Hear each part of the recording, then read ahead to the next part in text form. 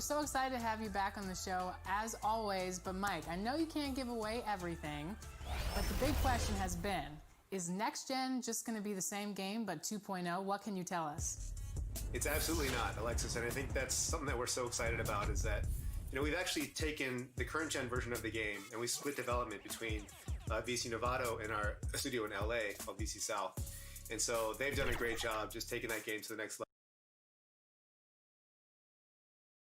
And the Kings preparing for this road contest as they get, and David Aldridge. A little intimidation factor, DA. Thanks. We get a break in the action, so let's take a look at the West and how the teams are stacking up. You take a look at the Thunder. If the playoffs started today, they'd hold the number 5 seed. Of course, they're looking to build on that. And, of course, the Kings. They're 5 spots away. And when I look at Oklahoma City, they've stayed right there, just in sniffing distance of the conference leaders. That's a solid accomplishment at this stage of the season. Well, it's possible we haven't seen them at their best yet. They've shown they can play with any team in the league. Now they need to do it every night, not just some nights. Let's take a look at our starters for Sacramento. Fox and Bogdanovich pair up at the 1 and the 2. Bielitsa is out there with Holmes, and it's Barnes in at the 3 spot. And for Oklahoma City, Gallinari and Adams, the combo out front. Paul out there with Gilgeous-Alexander. And it's Dort in at the 3 spot. And what just drops your jaw, Chris, with Fox is just how quick he gets up and down the floor. Yeah, he's an absolute bullet once he gets out in transition. A good amount of his points come from just beating everyone else down the floor when he pushes the tempo. Here's Dort in a strong finish with 2 hands. Ooh, just shook his man loose with a crafty play inside. And then the dunk just tops it off beautifully. Oh, this is what smart point guards do. Fox is adept at realizing the defense's mistakes and exploiting it. And so it's Oklahoma City with it after the Kings pick up 2. And Gallinari kicks to Gilgeous-Alexander. Paul dishes to Adams. 6 on the shot clock. Here's Gilgeous-Alexander. And it's wide right. It's off the rim. A little surprised he took the jump shot with nobody around him. He could have attacked the basket. And they pick up 2. A really smart opening quarter for them at the offensive end. Moving, finding good shots, and 4 for 5 from the field. Doubled by Fox. Gilgeous-Alexander finds Adams. And his first shot of the game, no good. And he rushed that one, no doubt about it. The D out of position, you could see the frustration on his face. That one drops for him. Now that's team basketball. Bielitsa doing a nice job getting the ball to the open man. Here's Dort. The Kings getting the bucket. He's got to keep the ball moving. That's not a good shot with the D set up like it was. And he lobs it up toward the rim. And creating a little separation here, gaining some confidence. Yeah, it feels like they're just one step ahead right now, looking to build out their advantage even further. To the inside. A nice shot by Gallinari. Yeah, going hard to the rack, making a statement here early on. Yeah, GA, great look, high percentage shot. That's the efficiency we're looking to establish. Here's Dort. And a miss there on the triple. Looking at Oklahoma City, they want to turn it around after the loss to Utah. That's good from Fox on the assist by Barnes. We often talk about problems between the players and fans. I'm sure there are some things that fans do, Chris, that players do appreciate. Oh, yeah, Kev. And you know what we really appreciate? The good trash-talking fans. Oh, really? Clean trash-talking fans. Oh, Webber, you suck. You can't shoot. So what? You just dunked on their whole team. Like, don't stop in the first quarter, good fans. You know, keep going when I'm giving it to you all game long. So you love that. You love the crowds, too. It don't need to be hyped up by a PA guy. You love the ones that are just so sincere. When they see that kissing camera come on, they go crazy, or they're just cheering for both teams in great play, though they want their teams to win. And you love, again, the creative heckler, the one that had to think about it the day before, like the ones that comes in with the sign and it's a picture of you crying or look like you're crying with words under like, hey, you didn't get asked to prom today, or the face on Chris after he missed the shot. You love that because it is a great relationship. Don't be fooled, and you know this, Kevin. It's a great relationship between players and the fans, and we need those fans to heckle us because when you heckle the best players, you usually get their best game. No clue how he got that one to fall. And Oklahoma City going with a whole new group out there. And the Kings will go for a different look here.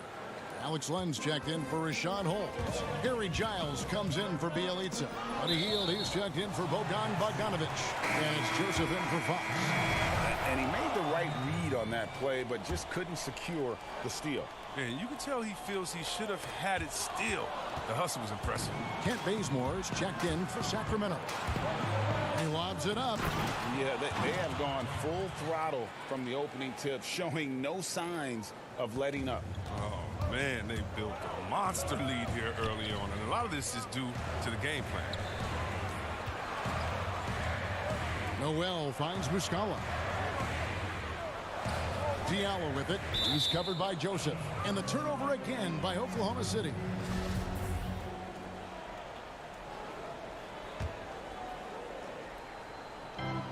We've got 28 seconds left to play in the first.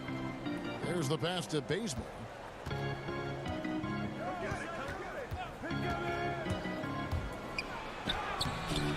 Noel against Len. The feed to Bazemore. Right side, Joseph. Shot clock at 5. Shoots over Schroeder. Shot by Joseph. No good. He gets it up. That shot, no good. And so it's the Sacramento Kings going into the break with a 10-point lead. Their lead is where it is because they've gotten good shots. A lot of good shots. Back to the action after this word.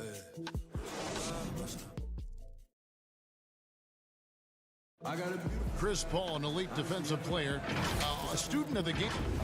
The steals thing is just something that I've always had a knack for doing, and just I think it's because I watch so much basketball. Well, you hear about the importance of watching film, Greg. It reveals itself in many ways. And learning guys' habits, what they like to do, gives him a knack for when to go after steals without hurting his team. And so far through one quarter, it's been a lopsided game. We'll see if that changes here in the second. And looking at what we've seen from Sacramento so far, guys, what do you think? Impressive start. They came in with a well-conceived game plan and have executed. Well, yeah, this is their preferred pace, and it's gotten them out to an early lead. And now, brought to you by Gatorade, all fueled up and ready to go. Let's reset our lineups. Taking a look at the Thunder. Diallo out there with Dennis Schroeder. Then there's Nerlens Noel. Then it's Mike Muscala. And it's Ferguson in at the small forward position. Now, here's Noel. He's still scoreless so far in this one. Oklahoma City needs to get off a shot. Count it. Muscala's got it back down to single digits for the Thunder. Oh, that's a well-deserved assist. Not every player has the vision to make that feed. Here we go, one-on-one. Diallo with it. Outguarded by Hield. Muscala misses. The D making that layup looked very uncomfortable for him. Good aggressive work down low. And for the Thunder, a lot of the assistant coaches leaving this past summer. Greg, how much of a concern is that for head coach Billy Donovan? Possibly a sign that Donovan could be on the hot seat in OKC. I mean, 3 consecutive first-round exits. Donovan on the final year of his deal. The clock is definitely ticking. Sacramento grabs the miss. And that is a textbook example of how to defend your rim. Well, that's why he's out there right now. In situations like this, he stands tall to prevent points. Giles kicks it to Bazemore. Joseph against Schroeder. Now here's Hield, guarded closely. Over Diallo. Rebound by Muscala. I thought that one was going to go down. The mid-range jumpers. Oh, man, that's usually a bunny with the D playing soft like that. Chris, you've been a commentator for the NBA Vegas Summer League. Amazing how much that event has grown. Oh, how about this year? The Chinese, the Croatian national team. I mean, come on. It's just this is a global game, and we're bringing all of them to Vegas to let fans go up in there and watch them and watch rookies at a young, early age and see the best players. I mean, this is awesome. You got to love how forward-thinking the NBA is. This is really cool to watch. It is. Hield can't hit. Thunder trailing by 8. Gallinari passes to Noel. Right wing. Diallo with it.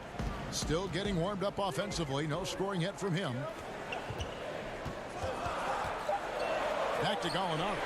Beautiful dish, and the layup goes down. And really, it's been a major aspect of their offense in the early stages here. Their success working the ball inside and getting points from close range. And that's a foul called on Gallinari. That's foul number 2 for him. A different look for Oklahoma City. Steven Adams, he's checked in for Nerlens Noel. Gilgeous-Alexander comes in for Diallo. And it's Paul in for Dennis Schroeder. This is why Barnes is an effective scorer. His confidence, accuracy, shooting off the pass right there, it's just terrific. Now, here's Gilgeous-Alexander. With an average of around 19.5 points a game, his scoring has been a constant for them. And we always talk about making your teammate better. That assist was right on target. And the dunk by Parker. A threat to throw it down on the alley-oop. Parker's size and sense of timing, I mean, it helped him out right there. Paul passes to Robertson. Parker with the steal. And they're running. The wide open look here for Fox. And that one hits back iron. Thunder trailing by 9. Adams dishes to Robertson, and it goes down 2 points. And they're beginning to just flat out fall apart defensively right now, especially on the interior. Kicks it out to Paul. Gallinari on the wing. He's covered by Bjelica. It's stolen by Hield. Pushing it up. Here's Fox, and it's Fox with the jam. I mean, having a point guard who can attack the basket like Fox is priceless. I mean, they love to see him take it up strong like that. Here's Gilgeous-Alexander. Knocked loose. Solid rebound there, and with the score like it is, that's an area where they can't afford to get lazy. And the stroke definitely lacking confidence this quarter. Nothing on target. Kicks it out to Paul. Pass to Adams. On the wing, Robertson. 4 on the shot clock. Adams, the pass to Gallinari. Over Bjelica. Here's Adams, and it's in there. Adams has got 4 points this quarter. I mean, the number of points they've scored in the paint already here is eye-opening. Oh, the lob to Parker. Takes the alley-oop pass and dunks it down. Oh, phenomenal alley-oop slam there. They are taking advantage of a team that looks lost out there. And so it's Sacramento in control with a 9-point lead to end the quarter. They played the better game. Thanks so much, Dave, for the great interview. Don't go away, folks. We'll be back for the second half of basketball right after the 2K Sports Halftime Show. Hey, welcome back to the NBA. Sacramento came out looking very confident. An exceptional game plan helped. And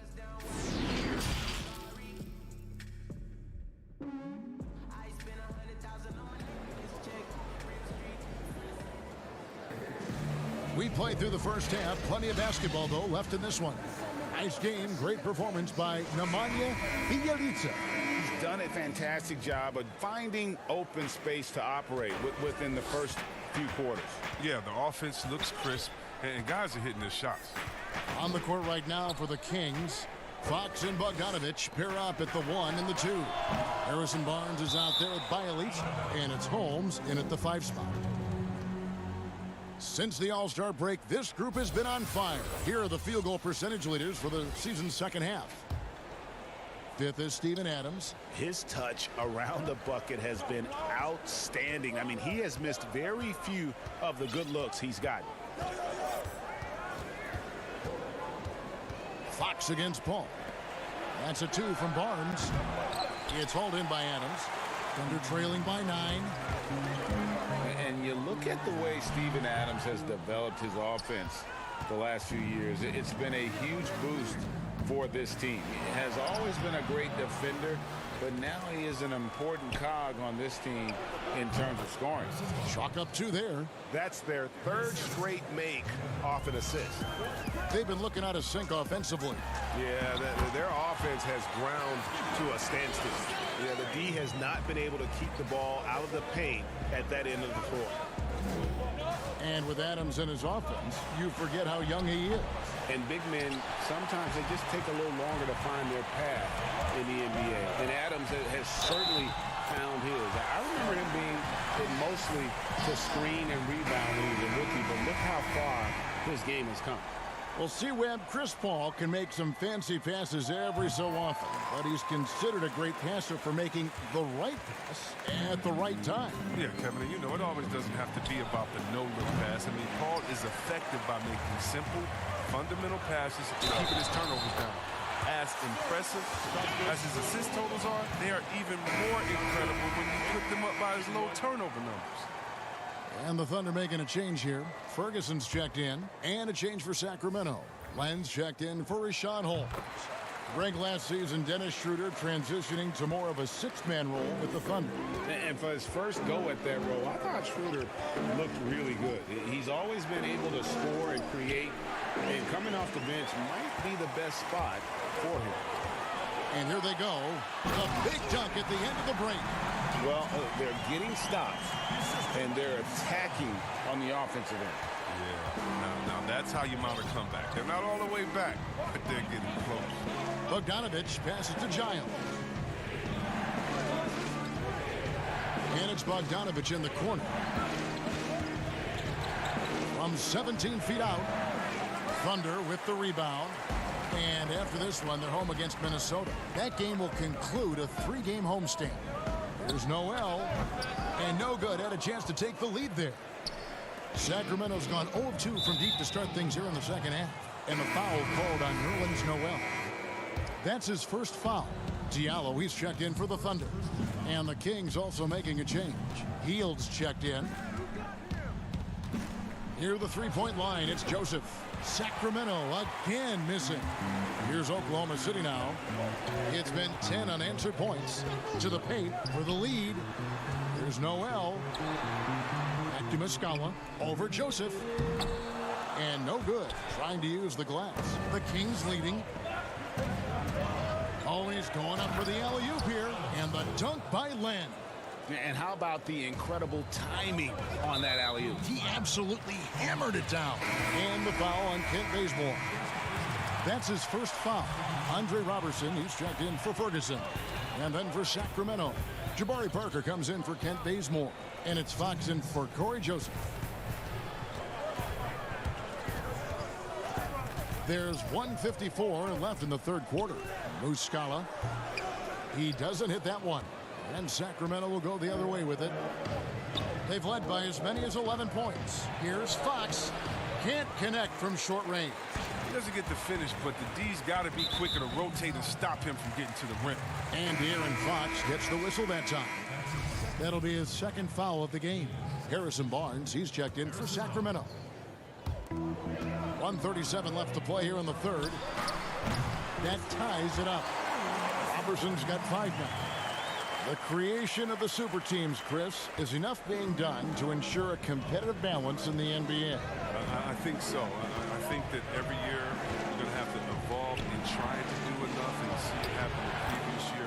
But yeah, and the fact remains, though, Kevin, is, you know, I like working with you. You're my friend. I would go work with you. And in basketball, you want to go play with your friends. Same so stuff, yeah. How do you stop that? Right. I don't know. When guys get to hang out in the summer and say, wouldn't it be cool if we got to play together, our kids to play together, and we could win one? That's going to be hard to deter. So I just think it's about how strong the will of the friends are, and more importantly, what is the league doing to kind of not necessarily give as much incentive to do that, but I think the league is doing a great job staying proactive, giving guys a lot of incentive, a lot of reason, a lot of dinero to stay at home with the team.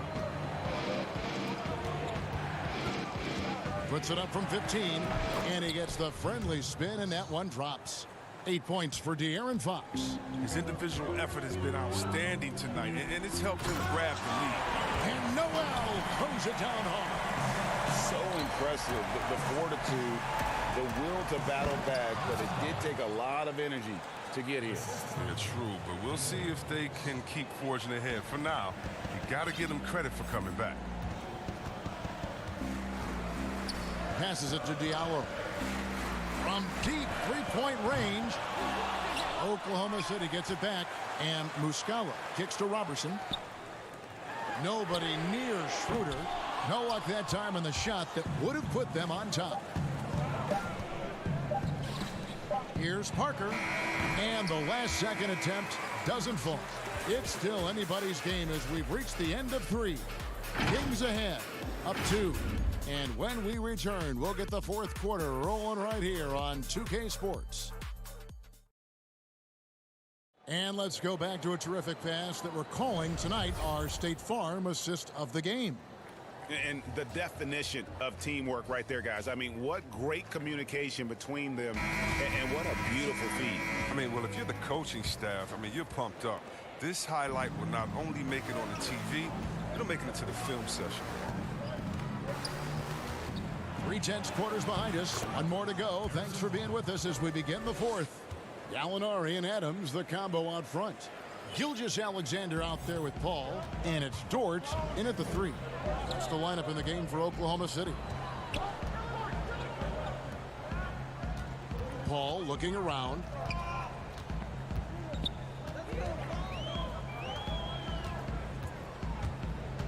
Inside. And the rejection by Holmes. And that's a foul called on Gallinari. That's his 3rd foul of the game.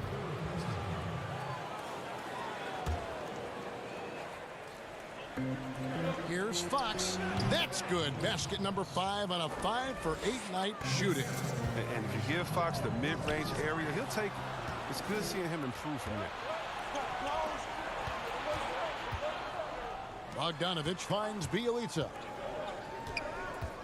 And Chris Paul picks up the foul. That's his 1st foul.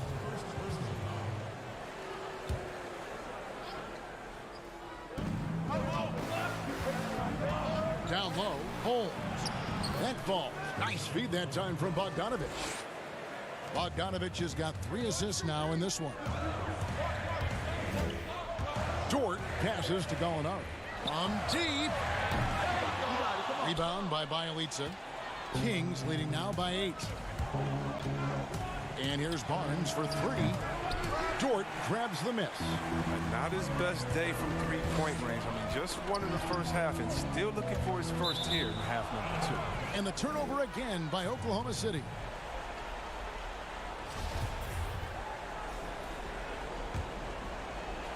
We're just over a minute and a half now into the fourth. And it's Fox with the ball for the Sacramento Kings. Here in the fourth quarter, their defense has been very strong, allowing no baskets. And that one's good, Barnes. And now a 10-point Kings lead. And I like that they're not settling. Getting the ball on the interior, 8 of their last 10 coming that way. To the paint, here's Bogdanovich, banked in off the glass. Bogdanovich has got the lead up to 12 now for the Kings. Yeah, they're going to have a nice little run here. And there's the basket. Whistle blows and a chance for a three-point play.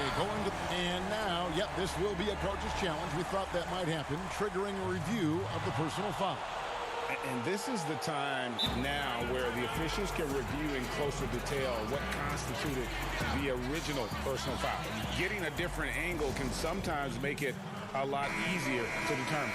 Greg, indeed, and the one thing with replay review is that when you see the slow motion replays, you really get a new appreciation for just the immense speed at which these players are moving and how fast the action really is and how hard it can be sometimes, you know, Greg, to make the right call.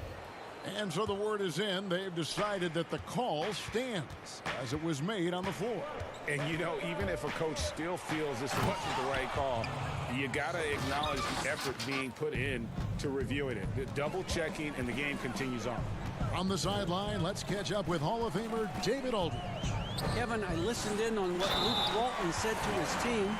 His demeanor was not one of the coach whose team was well ahead. He said, this is the time to turn up the heat, make one final push, and try to close out strong. We'll see if they were listening, guys. A negotiating concession the league wants from the Players Union. Prospect attendance, Chris, at the draft combine and team-wide access to player physicals. Well, this is a tough one because I don't think that a team that is not interested in you should have your physical.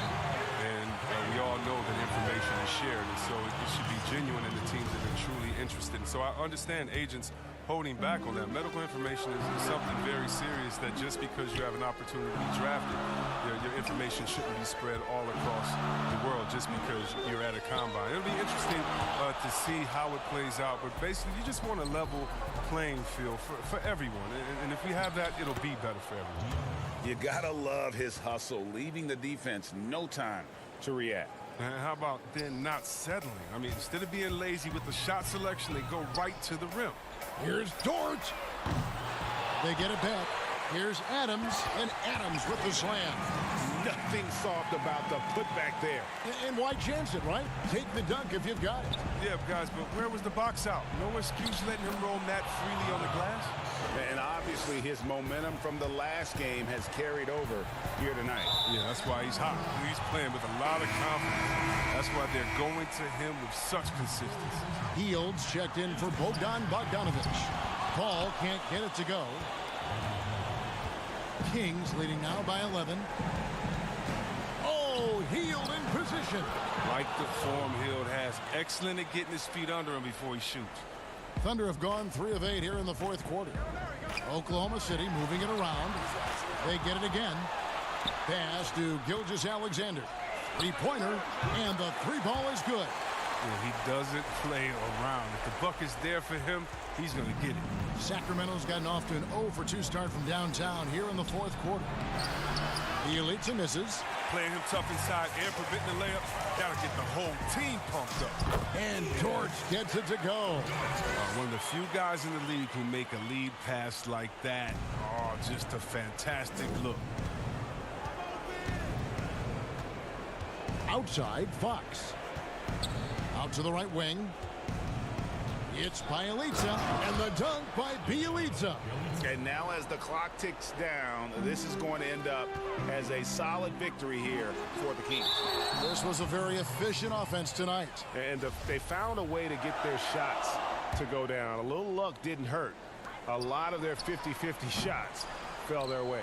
And so it'll boost this year's win total for them to 29. And with this win, they bring the season series to an end, guys, with a split 2 games apiece. And you know, when you look at the huge impact he had, just a monster game for De'Aaron Fox. What a teammate he was tonight, setting guys up for layups and open jumpers on what seemed like every possession. To the inside, Paul. Terrific assist, a nice finish. Solid play all around. So crafty inside. I mean, Paul's been successful for many years at challenging the heart of your defense. Shot clock and game clock separated by less than 6 seconds. And the pass to Holmes. Puts it up from 17. It's rebounded by Oklahoma City. Paul for 3. Again, the miss by Paul. Now here's Barnes. So it's the Kings winning this one easily. And in the win, a comfortable win in what was, thank you, David, great interview once again. And that about wraps it up. For Greg Anthony, Chris Webb.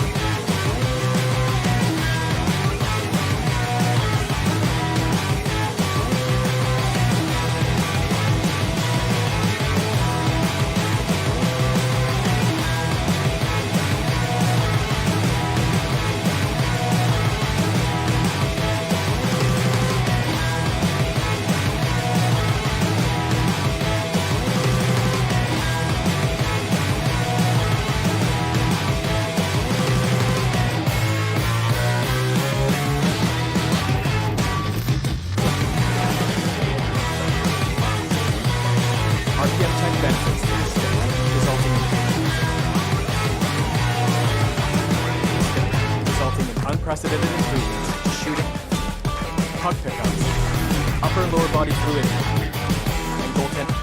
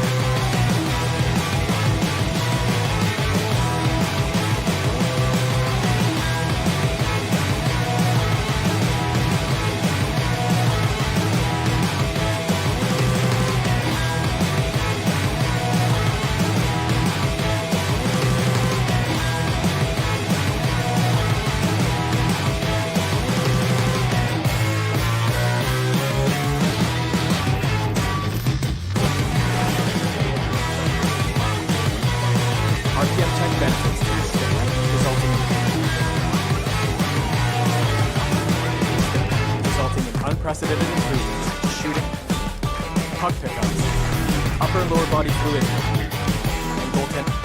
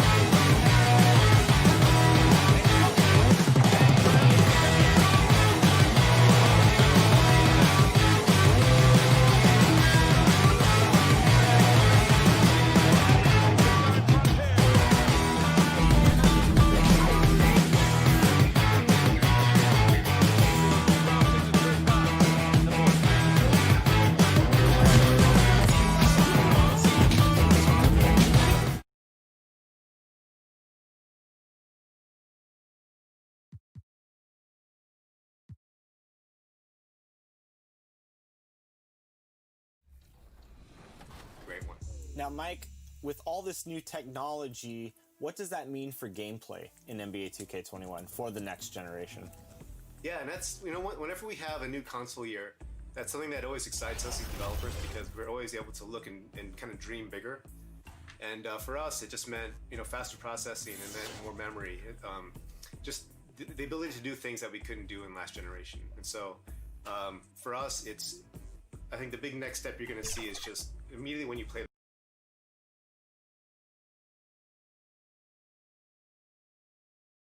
Clouds.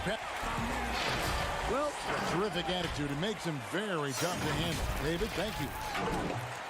And now a chance to take a look at some numbers for Beasley. And you can see the surge in his level of confidence lately just by looking at that true shooting percentage. It's been moving straight up in the past 5 games. I think he's feeling it. Now Sacramento starting 5. Fox and Bogdanovich pair up at the 1 and the 2. Bielitsa is out there with Holmes, and it's Barnes in at the 3 slot. And for Minnesota, Malik Beasley out there with Russell. Then there's Towns, and it's Okogie in at the small forward position. Impressive awareness from Karl Anthony Towns. Dependable at finding teammates with a terrific look there. That's a finish he'll be bragging about for a while. As he should. Very impressive. How about that from your point guard, gentlemen? Playing big at the rim. Okay. It's Fox with the drive. Pass to Hernangomez. Nice ball movement by Minnesota. That one goes in. Well, there's an efficiency with which Karl Anthony Towns can work when he's in the painted area. That is nicely done. Well, D'Angelo Russell, one of the best mid-range scorers you'll see. He's got the floater game, the pull-up game, and with his arsenal, he can get a shot at any time. Here's Beasley after the basket by De'Aaron Fox. Puts up a 3. No good from Beasley. The Kings have gone 2 of 3 here to start out the game. Fox dishes to Bogdanovich. Whistle blows. Yep, that's going to be a travel. Yeah, a couple turnovers here early on in the quarter, but he's got to just tighten it up a little bit. For Minnesota, they've gone 3 of 4 from the field to start out the game. And you know, Doris, another thing about D'Angelo Russell, he's not afraid of the big moment. Kevin, he has proven that he is willing to take and make big shots. He doesn't necessarily beat you with tremendous athleticism, but it's his basketball skill that sets him apart. Barnes can't get it to go. The Timberwolves have gone 4 of 5 from the field so far. Here's Okogie. Good, and the assist goes to Towns. This is as good as it gets for a first quarter in terms of shooting the basketball. Holmes, good.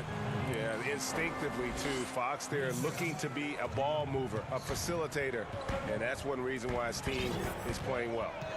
Now, here is Russell. He's coming off a 28-point game against the Rockets in Houston. And what a wrecking ball defensively, seen by the 4 steals he had in that game. And even against defense as tight as that, you almost expect him to still bury those. Fox passes to Bielitsa. And now the Timberwolves on the break. Beasley with a clean look. A 3-pointer, no good. And here's Fox. He'll bring it up for Sacramento. Trailing by 5. And here's Barnes for 3. Rebound, Minnesota. Tough loss coming against the Rockets in the last game they played. Well, I felt like they were never on the same page defensively in that one. Gave up way too many easy shots. And, Greg, you cannot allow your opponent to shoot that high a percentage. That is going to get you beat night after night. Now Holmes. After the missed 3 from Karl Anthony Towns. It's Bielitsa. Lays it up and banks it in. If you were coaching, Doris, and you could run your offense through any center in the game, and let's take guys that are playing right now because we can go back in history and the names are endless. Who would you run your offense through at that position? Probably a guy that the casual NBA fan is not as knowledgeable about as they should be, Kevin, and that's Nikola Jokic. This is a young, early 20-year-old who may be the best passer out of the post position that we've seen in a generation. Jokic is a guy who can handle the ball from three-point territory. He can take it off the window and initiate your offense. They run him like a point center, and it's appropriate because he's unselfish and gifted as a passer. Gifted, great word to use, you're right. And sometimes Fox just can't be contained. I mean, he plays with so much heart and passion and terrific at scoring even when he gets bodied up. Whole new look on the floor for Minnesota. A big group substitution here for Sacramento. Lenz checked in for Richaun Holmes. Harry Giles comes in for Bielitsa. Kent Bazemore's checked in for Barnes. And Hield subbed in for Bogdanovich. Culver with it. Coming in off a 12-point game his last outing. That one's off. Still out of sync.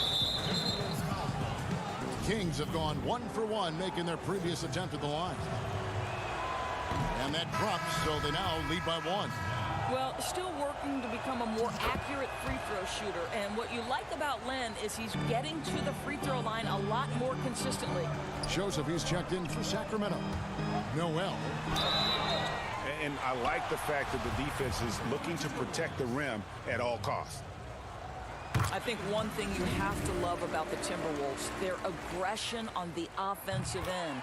This is a team that has been top 10 in free throw attempts over the last 8 years. And when they get to the line, they do convert.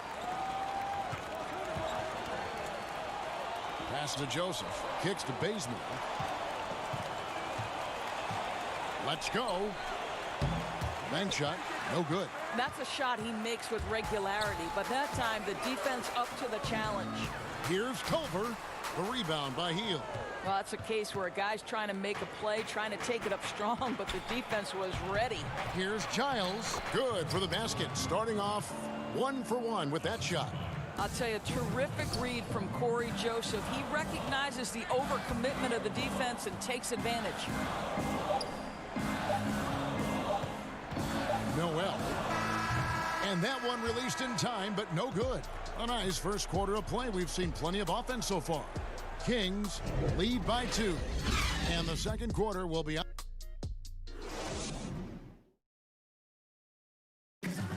One of the most high-powered scorers in the game, Karl Anthony Towns. You know, everyone has to get some of the sugar.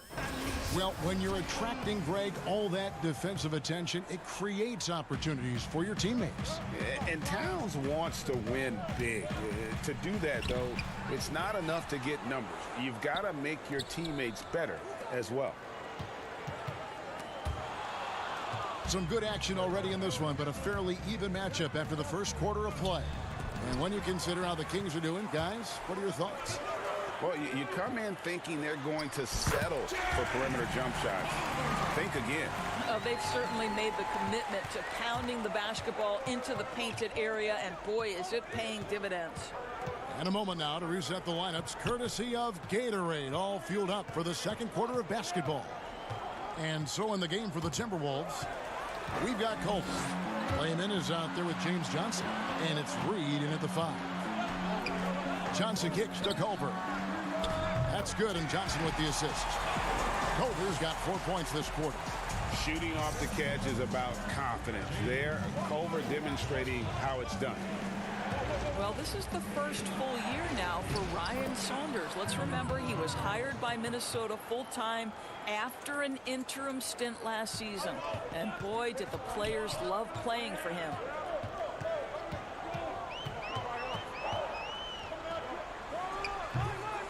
No good. So the Kings will take it the other way. Their next game playing at home as the Nets come into town. That game marks the first half of a quick 2-game homestand. Here's Giles. Taking a look at his numbers, he averages about 7 points a game, 6 to shoot. Bazemore passes to Hield from downtown. Minnesota with the rebound. And as we know, Doris, Ryan Saunders, the son of the late, great Minnesota legend, Flip Saunders. Well, certainly the family has history with the organization, but in no way did Ryan Saunders get the job due to name only. This guy proved he can get wins from this Minnesota roster last year. For Saunders, he's known as a player development guy, and the ability to handle superstars is part and parcel to the job. And there's the pass to Bazemore. And a little under 2.5 minutes gone by here in the second quarter. Lets the 3 fly. Reed with the rebound. Minnesota in the lead. Layman pass to Johnson, and then Johnson with the dunk. And he's an automatic finisher when he gets into that area. He is, and he picks the simple one-hand stuff to get the 2 points. And you can see him give a little nod and then just burst to the rim for the alley-oop slam. A pair of teammates, Greg, with a terrific feel for each other. Both teams will make substitutions. Land against Towns. From the arc. Doesn't get it to drop for him. And it's the Kings taking it the other way. Their last encounter was in Sacramento. And they really squeaked out a close one in that last matchup. Came down to just a few turnovers that gave them the margin of victory. And now Minnesota on the fast break. Towns with the ball, and he gets the bucket. And the Timberwolves lead by 4. Boy, for a man his size, Towns does a sensational job running the floor. Joseph, that's good. And almost 4 minutes gone here in the second quarter of play. The 29th pick in 2011. Boy, Corey Joseph, what an energetic, committed defender. And the thing I love, he can guard either backcourt spot. Sacramento's gone 0-2 from deep here in the second. And out of bounds as the Timberwolves gain possession. It's getting late in the season. Let's see how the standings are out west. Take a look at the Kings. They would be at the golf course if the playoffs happened today, looking to make a final push. And, of course, the Minnesota Timberwolves down 4 spots from them. Well, right now for the Timberwolves, one thing they don't have to worry about is not having enough free time this summer, because they're not going anywhere near the postseason. And there will be players on the move once this season is over. You can count on that. They have to make wholesale changes, and the front office knows it. He gets a chance now to catch up with the 4th member of our crew, Hall of Famer David Aldridge. Well, Kevin, D'Angelo Russell was traded from the Lakers and, in his words, was kicked on the way out. He's become an all-star in Brooklyn. Russell said, it's a heck of an accomplishment. That respect from your peers, your coaches, other teams, it's a great feeling. And Kevin, given how it started for him in L.A., many remain shocked by Russell's rapid ascent. Coming into his own, you're right, David. Thank you. It's a 4-second differential between the shot clock and game clock. Beasley kicks to Russell. Goes up at the stripe, and again it's Minnesota. Yeah, after a first quarter where they struggled from long range, they've really started to get it closer to the basket. On the wing, Hield. Covered by Beasley. The offensive rebound. Pass to Len. Shot to stop the run. That one, no good. And that concludes the... Thank you, David. And we'll be back for the third quarter of action following halftime. It's the 2K Sports Halftime Show. Hey, welcome back to 2K Sports. Ernie, it was a closely contested first quarter for Minnesota. They were on a nice little roll in that open.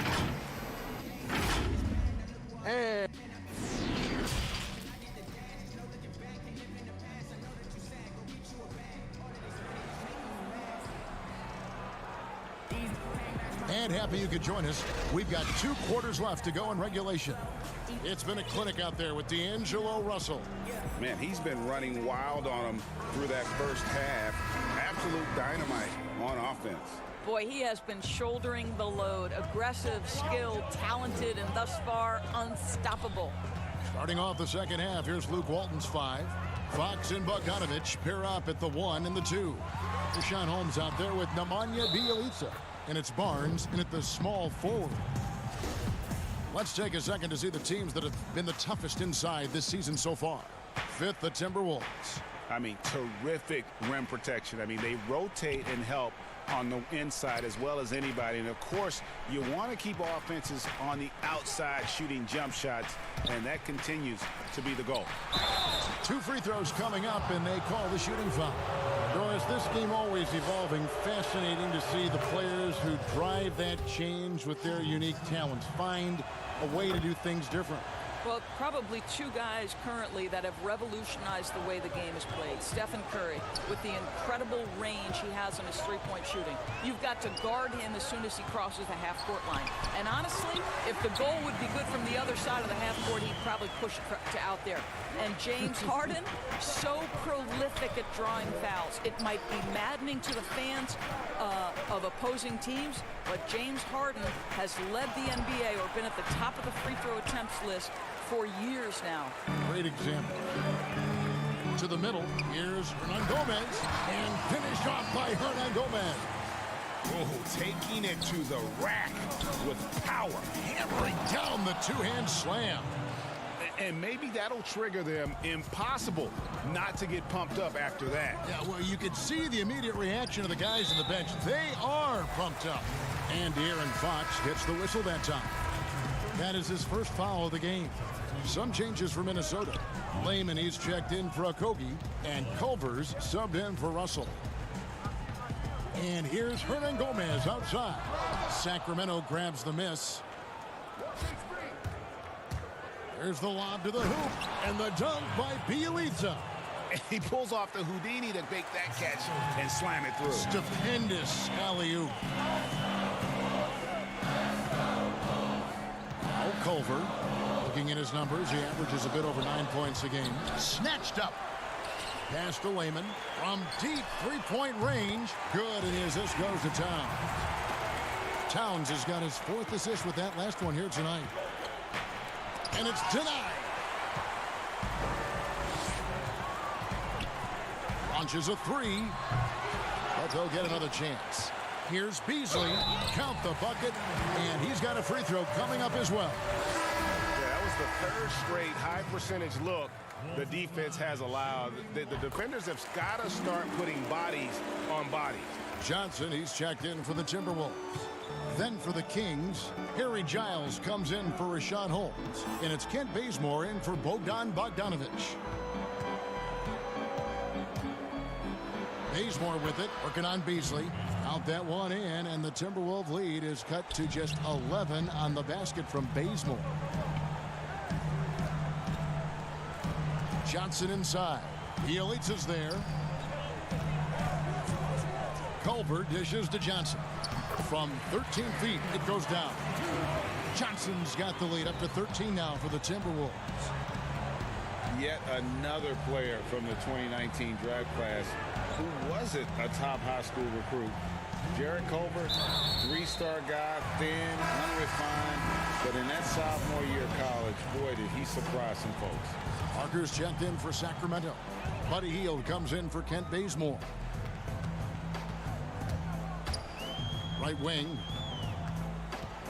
Pass to Layman.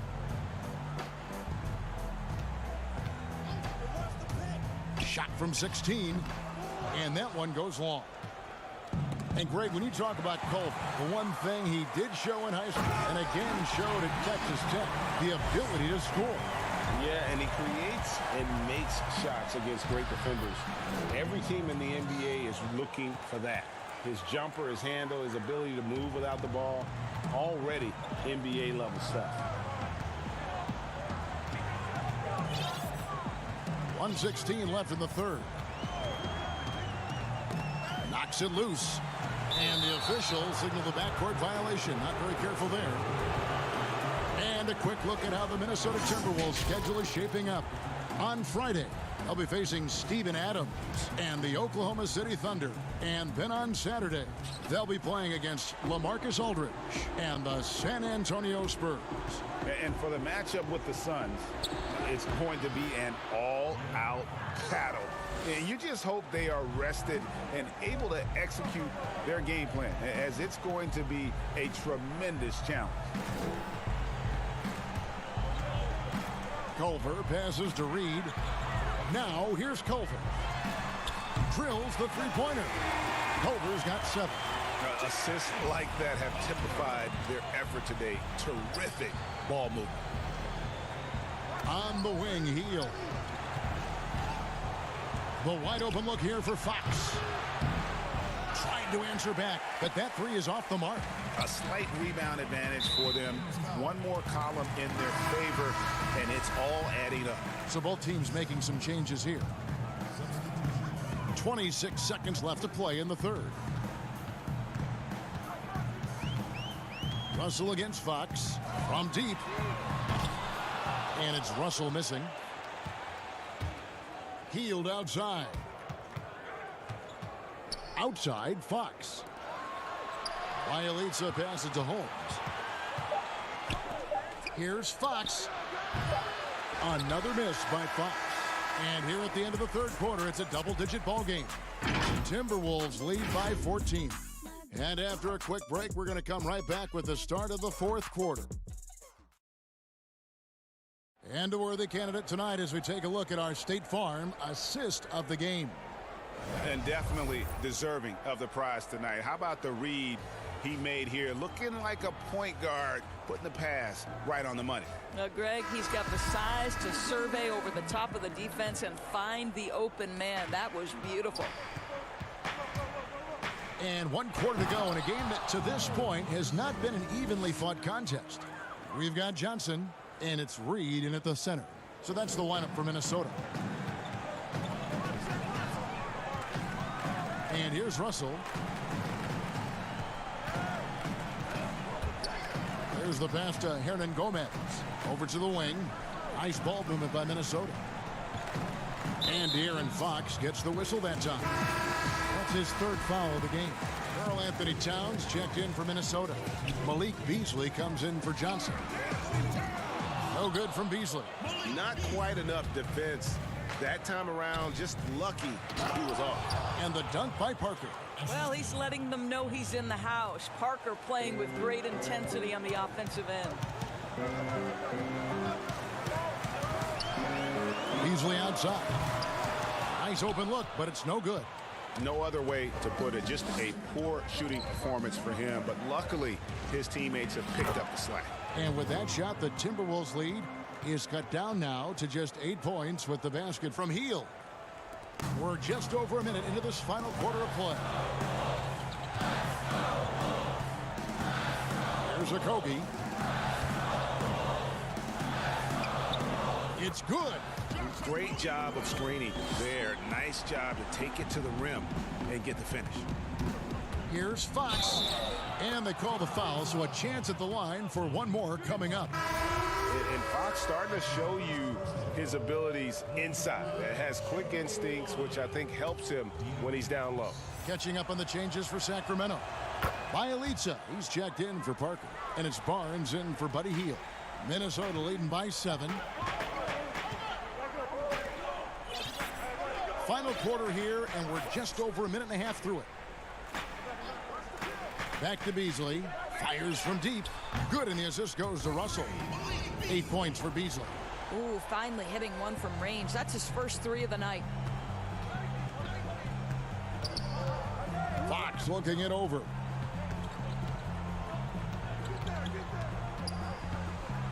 Passes it to Barnes. And here is Bielitsa. He's guarded by Russell. Clock at 6. The Kings need to get off a shot here. Here's Fox. And they'll turn it over. Could not get off a shot. 24-second violation.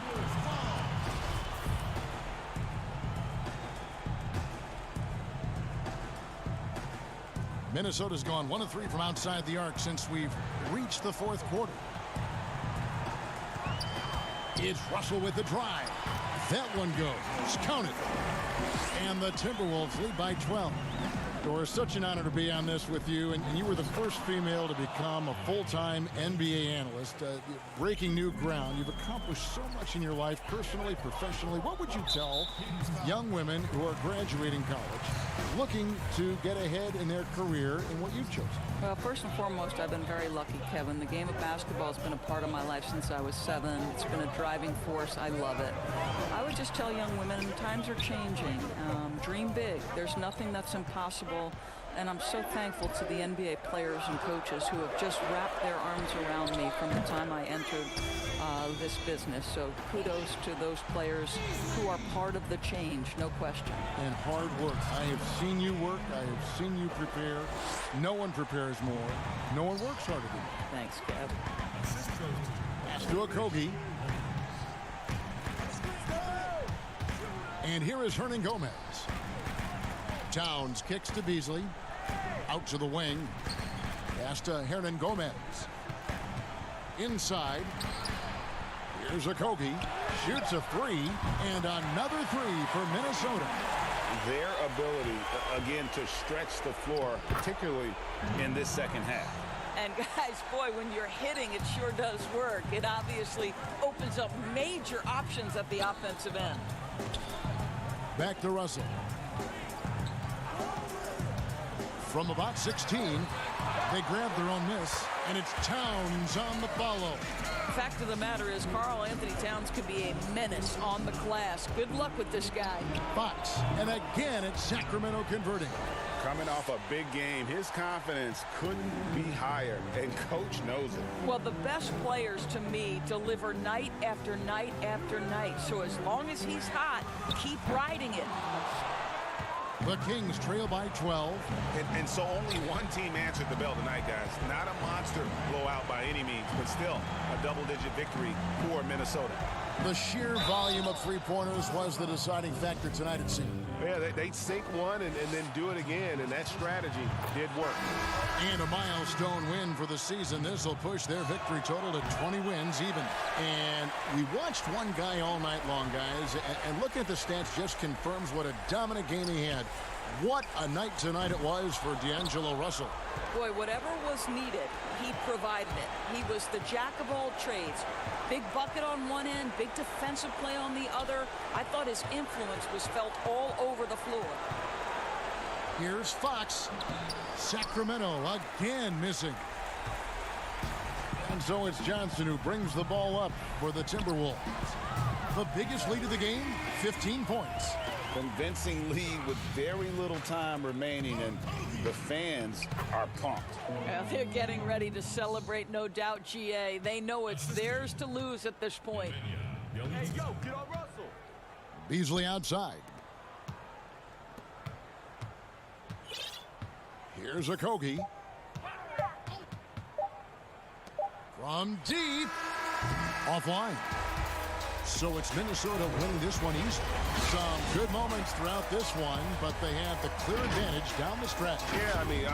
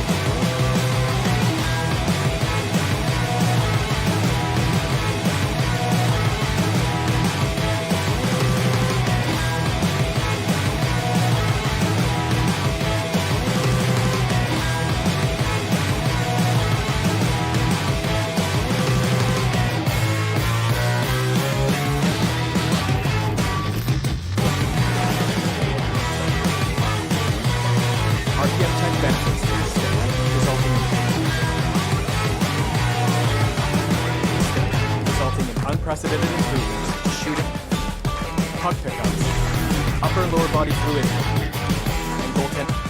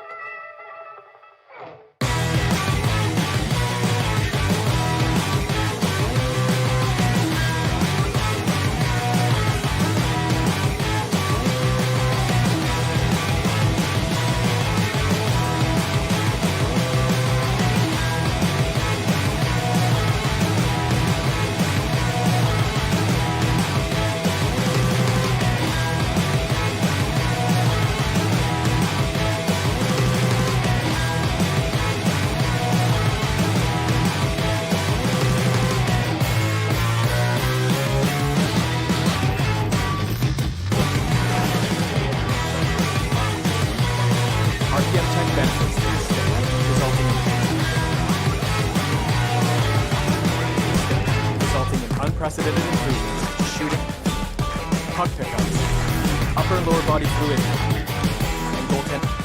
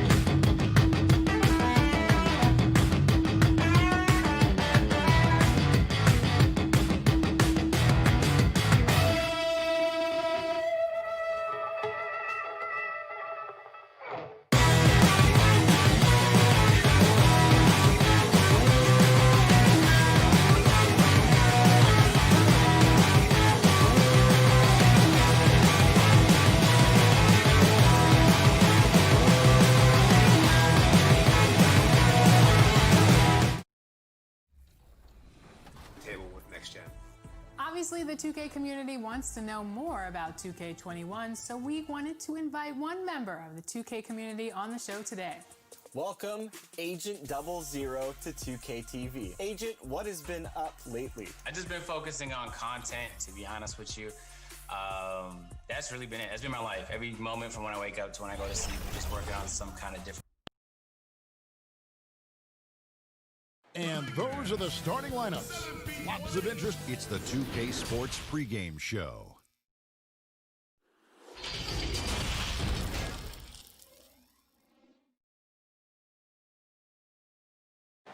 Welcome to the weekend, everybody. DA, it's all you. Head coach Quinn Snyder. He is doing a great job. Thank you, DA. Now Sacramento starting 5. Fox and Bogdanovich pair up at the 1 and the 2. Richaun Holmes out there with Bialys, and it's Barnes in at the 3 spot. And for the Jazz, Conley and Mitchell, the talented backcourt pair. Inside, we have Ingles and Gobert. And it's O'Neal in at the 3, the small forward. Sacramento on defense. Pass to Mitchell. To the paint. Here's Ingles. And they call the foul, so he's got the and one chance here to make it a 3-point play. Well, Smitty, for players and teams that are out of the playoff hunt, how do they stay motivated here to go the rest of the season, every night, every practice, every trip? And I think that's when the organization, your captains, your coaches, you got to talk about being a pro. Sometimes you lose focus. You're not in the playoffs, and maybe your team that was supposed to be or not slated to be in the playoffs. You still are a professional. You have to have a professional approach. Just setting the tone with an aggressive move to the rack. And where's the help defensively? No excuse. You have to be aware. He should be on your radar all the time.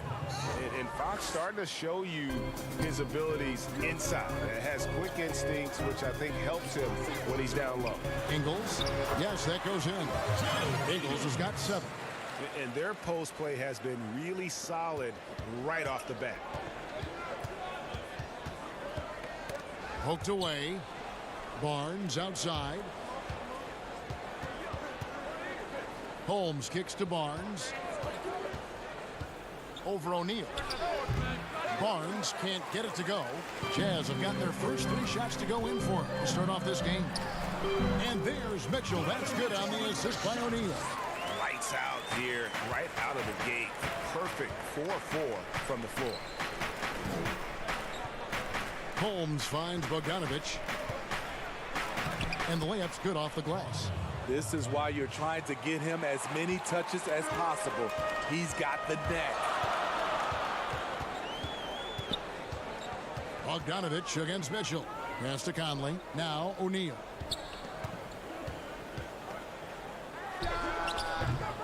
Rebound by Bialys. After 4 straight makes, couldn't quite get that one to go down. Still a terrific start. And his competitiveness showing through. That's an aggressive finish. He is just unwilling to settle. He gets right to the rim and makes sure they come away with points. Count that one. 9 points in the game so far. In case anyone was wondering, this is what it looks like when you're in the zone. He hasn't missed one all quarter. You know, he stands 6'3", but Donovan Mitchell's 6'11" wingspan more than compensates. He has the tools to be an elite two-way player. And the basket by Ingles. Fantastic ball movement. They're picking them apart with their passing. Fox looking it over. Holmes passes to Bialys. The 3 from Barnes. Rebound, Utah. And look at the physical profile for Mitchell. A world-class athlete. And it's his aggressiveness for me that puts him over the top. Doesn't shrink from the big moments. He embraces that spotlight. As we approach the playoffs, let's now take a look at what is shaping up in the West. You look at Utah, advantage in 1 series. And, of course, Sacramento, right now, quite a ways down below. And you know, for the Jazz, this season has been, it's been solid. But they just need to maintain their place in the standings and get 100% prepared here for the postseason. I don't think they played their best basketball. So if things do come together for them before the end of the regular season, look out. Here's what Utah's going with right now. Jordan Clarkson, he's checked in for Mitchell. Emmanuel Mudiay subbed in for Mike Conley. Alex Lenz checked in for Sacramento. Hield comes in for Bogdan Bogdanovic. Now, here's Clarkson. They've been leaning on him for a decent chunk of their offense. He's averaging over 15 points a game. Pretty much all of their buckets coming from inside the paint now. Fox against Mudiay. And Fox gets it to go. And the combination of his quickness and soft touch around the rim really allows him to pull off shots like that. A lot of players don't have the reverse in their arsenal. Here's Gobert. Real disappointing game for him in that loss to Oklahoma City. O'Neal dishes to Clarkson. No good from outside. The Kings trail by 6. Lobbed up there for Barnes. Hammers the alley-oop through. Just a gorgeous connection there. Love to see Barnes keeping his focus. Clarkson on the wing, covered by Hield. And he gets the whistle for the 3-second call for the Jazz. Davis comes in for Joe Ingles. And it's George Niang in for Royce O'Neal. And then for Sacramento, Harry Giles is checked in for Bielitsa. Ken Bazemore comes in for Harrison Barnes. And it's Joseph in for De'Aaron Fox. Hield kicks to Joseph. Some nice ball movement here by the Kings. Trying to get open is Len. Bazemore gets the bucket. Usually setting up for a 3. It's different to watch Bazemore operate from mid-range. Clarkson passes to Gobert. Back to Clarkson. Here's Bazemore, and the dunk by Bazemore. He takes advantage of them in every way possible. And Greg, he lures them into a trap on the steal, and then bang, straight to the bucket. Great activity at both ends. Great teamwork as well. A beautiful pass to lead his teammate right to the hoop. A big-time effort for De'Aaron Fox.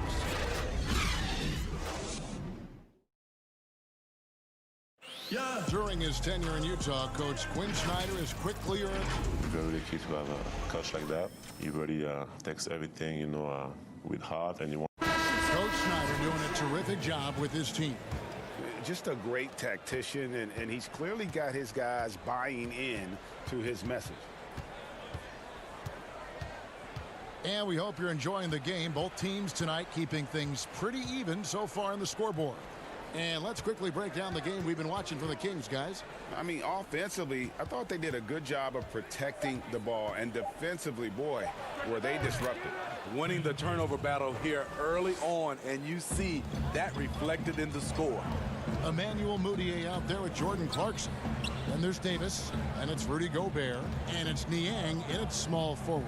That's the group for Utah getting going here in the second. Now here's Gobert.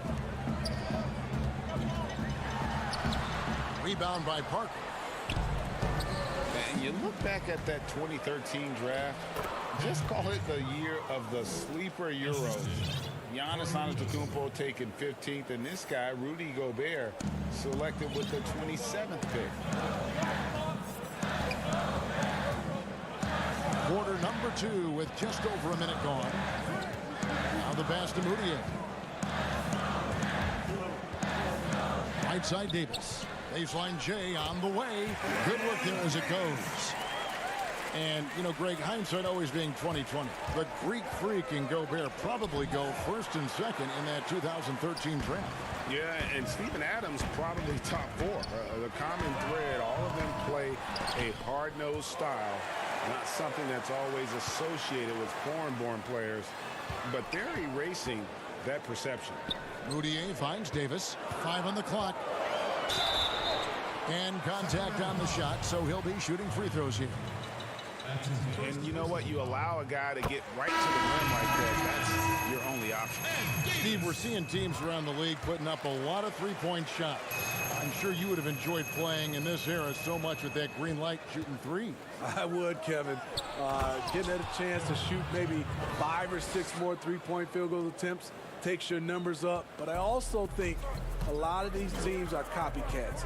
Everybody can't shoot the three. Work on your game and what's best for you. Mitchell. Sacramento grabs the miss. Defeated by the Pelicans in their last game, they'll try to put that one behind them. Nice job. Those passes have to be right on the money around the painted area. And there's a whistle that goes on Corey Joseph. That's his first foul. Joe Ingles is checked in for the Jazz. Then for the Kings, Rashawn Holmes, he's checked in for Giles. Barnes comes in for Kent Bazemore. And De'Aaron Fox subbed in for Joseph. Davis kicks to Niang. Here's Mitchell. Hits the three-point bomb. Mitchell's got 5. Mitchell's really been working on getting free off the ball and being accurate off the catch and shoot. And on our sideline, our reporter, David Aldridge. Well, Kevin, after years and years of rebuilding, the Kings are finally a team on the rise, and they're earning respect. Draymond Green said they've got a lot of young talent, never quit. Probably the fastest team in the history of the NBA. Green said after he plays them, I leave the game exhausted. I go home, I'm dead. And Kevin, we know that Green is pretty accustomed to going all out. David, he sure is. He's got a lot of engine in him. Thank you so much. Good job by Mitchell, trusting his teammates. And in turn, that's going to open up opportunities for him. And he gets it to go. Fox has got the lead up to 7 now for the Kings. And they are attacking the rim and getting great results. There's a built-in respect for coaches who played in the NBA. The Jazz, Quinn Snyder, never made it that far. But as a point guard, he helped Duke make 3 Final Four appearances. And the Jazz making a change here. O'Neal's checked in. Then for the Kings, Len's checked in for Jabari Parker. And it's Bogdan Bogdanovic in for Buddy Hield. Something that's kept this game close is the fact that the rebound stats for both teams are almost identical. 1:02 left to play here in the half. A 3 from Bogdanovic. And Davis pulls it down. And so it's Davis. He'll bring the ball up for Utah. They come into this one following a loss to the Thunder. He lobs it up. Stolen by Mitchell. Gotta recognize the situation. Trying to get a 2-for-1. Absolutely, but at the same time, you want to get a good shot. A three-pointer off the mark. Kings leading now by 5. Stolen by O'Neal. Puts one up from 19. Oh! That's what I'm talking about. Wow. That was nice. This is what impressed scouts with Mitchell. 6'10" wingspan for a player who is 6'3". That's going to get you some rebounds. Just great anticipation and awareness to come up with the steal and then trigger the fast break. Fox against Conley. Left side Fox. No good from the wing. And he's frustrated. That's a shot he can make in his sleep. So that'll be it for the first half. Fairly even battle underway in this one. Kings. All right, David, thank you. And stay with us, folks. We'll be back just after halftime. And now, the 2K Sports Halftime Show. Hey, a tremendous start for De'Aaron Fox. He had 12 points and that's a wrap. With the third quarter approaching, we now.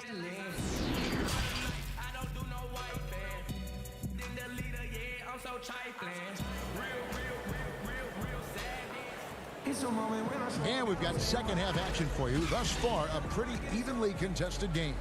Without question, De'Aaron Fox displaying his skills today. His play so far is what fans love about him. He has gone right at the defense time and time again. And not standing around, not settling for perimeter shots. He's looking to attack. On the floor for Sacramento, Fox and Bogdanovic pair up at the 1 and the 2.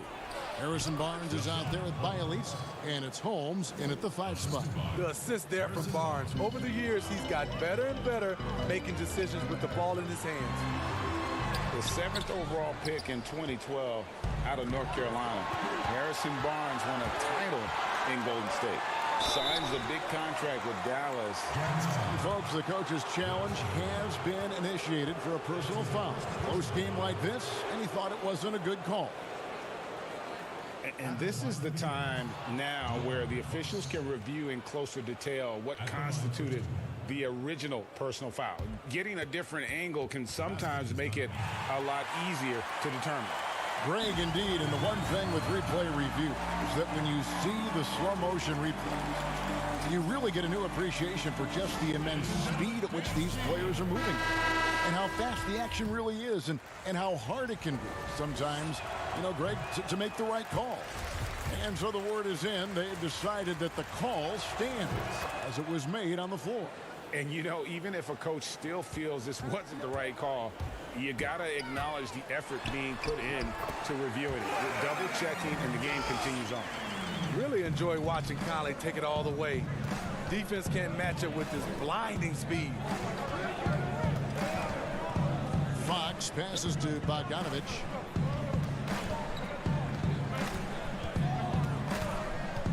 Barnes left side. Shot clock at 6. Cross contact on the shot, and now a three-point play chance as he'll head to the line. That's a powerful frame of Barnes. Went right through the foul like the defender wasn't even there. And the Jazz with some changes. Clarkson, he's checked in for Mitchell. And it's Moutier in for Mike Conley. Sacramento also making some changes. Giles comes in for Rashad Holmes. And Corey Joseph subbed in for Fox. Here's Giles, defended by Gobert. Barnes looking around. Back to Bogdanovich. The Kings need to get off a shot here. Whoops, there's the 24-second shot clock violation, so they'll turn it over. And here's a look at what's coming up for the Kings. On Sunday, they'll be matching up against Kevin Durant and the Brooklyn Nets. And then on Tuesday, they'll go up against Kristaps Porzingis and the Dallas Mavericks. And for their matchup with the Magic, that's a contest that could easily go either way. Small mistakes could be the difference, and both teams will need to be at their best. Ingles kicks to Gobert. The shot's good on the assist by Ingles. Gobert's got his second basket of the night. Well, we've seen that movie a few times, haven't we? An easy bucket in the paint. It's stolen by Gobert. In transition, here come the Jazz. And no one near Clarkson as he lets it go. And he hits it to tie the game up. Doing great things at the offensive end. 3 for 4 to start this half. And the dunk by Bjelica. Well, lately we have seen star players changing teams more often. Shorter contracts, player options. Smitty, is there any downside to any of them? I think the downside is from a fan standpoint, you get invested in a player and he's moved in like 2 or 3 years. I think it should be where if a player wants to sign a longer-term contract with the organization, that should be a rule in play. But right now with these shorter contracts and player options, there's going to always be a lot of movement. George Niang, he's checked in for Utah. And Jordan Clarkson is going to pick up the foul. That's his first foul. And the Jazz making a change here. Davis is checked in. Alex Len's checked in for the Kings. Parker comes in for Corey Joseph. And the shot is good. And the Kings lead by 4. And so far in the second half, this has been a different kind of game than what we saw early on. In this half, a more entertaining one. The pace is picked up, tougher defense, better ball movement. Oh, and he got fancy with that one. Yeah, maybe trying to give them the momentum boost they need to break this game open. And the shot goes down. I mean, every time down the floor, this is what you're trying to do. Find the right matchup. Healed against Clarkson. And that'll be 2 free throws coming up. Officials on the call with the foul. And yep, we thought we might see it. And the coach's challenge has been triggered on the personal foul call. At the line for 2. And I think when it comes to some of the more difficult calls to make, personal fouls can be tough. The action is so fast that it's really tough to catch everything in real time. The wonders of technology, Greg. We've seen replay reviews so effectively, and involving the coaches by being able now to challenge like this is something a lot of people have been hoping for. And the announcement on the review is that the foul was called in air. So they have determined, Greg, to overrule the original call. And guys, this is what it's all about, getting the call right. And I think in this case, the video review showed that while it was a tough call to make on the floor, they got it right with the review. Just 5 to shoot. Here's Gobert. Can't hit that one. Now Sacramento takes it the other way. This offense has really been clicking. And they know it, guys. They're playing right now with the kind of energy that is hard to deal with. Hey, whatever adjustments they made at halftime, they are working to perfection. What it was, they are getting better shots, which has gotten them into a rhythm, and they're knocking down everything. Back to Clarkson. Passes it to Niang. Here's Moutier, and he hits it just before the shot clock expires. Moutier's got his first 2 points of the night. I can't believe that went in, and I don't think he can either. Parker passes to Len, and the dunk by Len. They just won't miss. I mean, this is incredible. Good shooting can be contagious. You see the confidence running through this team right now. It's stolen by Moutier. That will count. It's off. And so it's the Sacramento Kings holding on to an 8-point lead heading into the break. They're shooting it.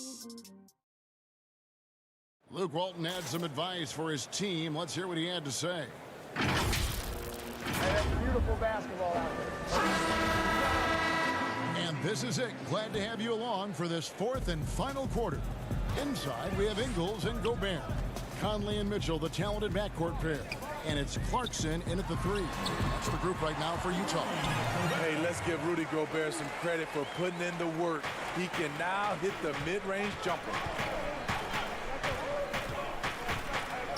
Fox against Conley. Up again, controls the rebound and puts it back up and in.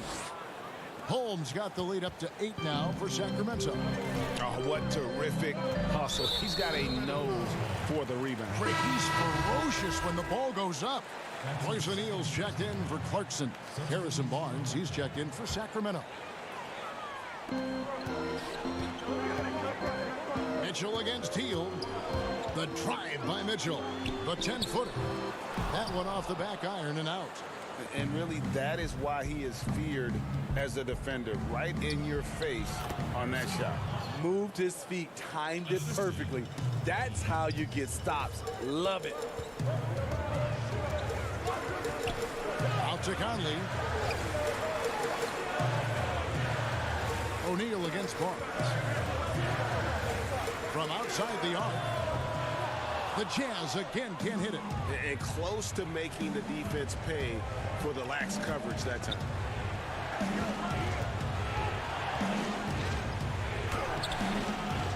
Here's Holmes, and Holmes throws it down.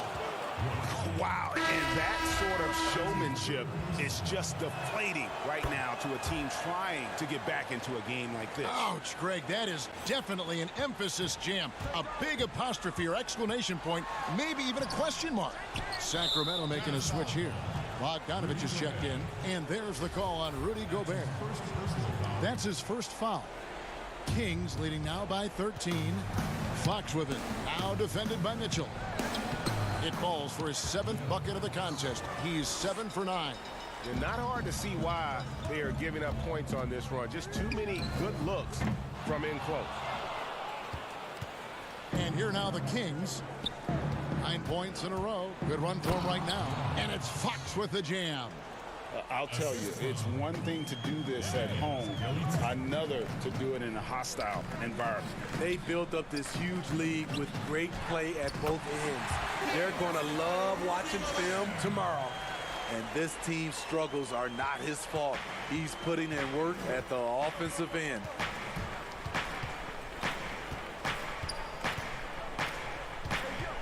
Outside Bogdanovich. It's stolen by Gobert. O'Neal inside, covered by Barnes. Conley kicks to Mitchell. O'Neal against Barnes. Here's the 3.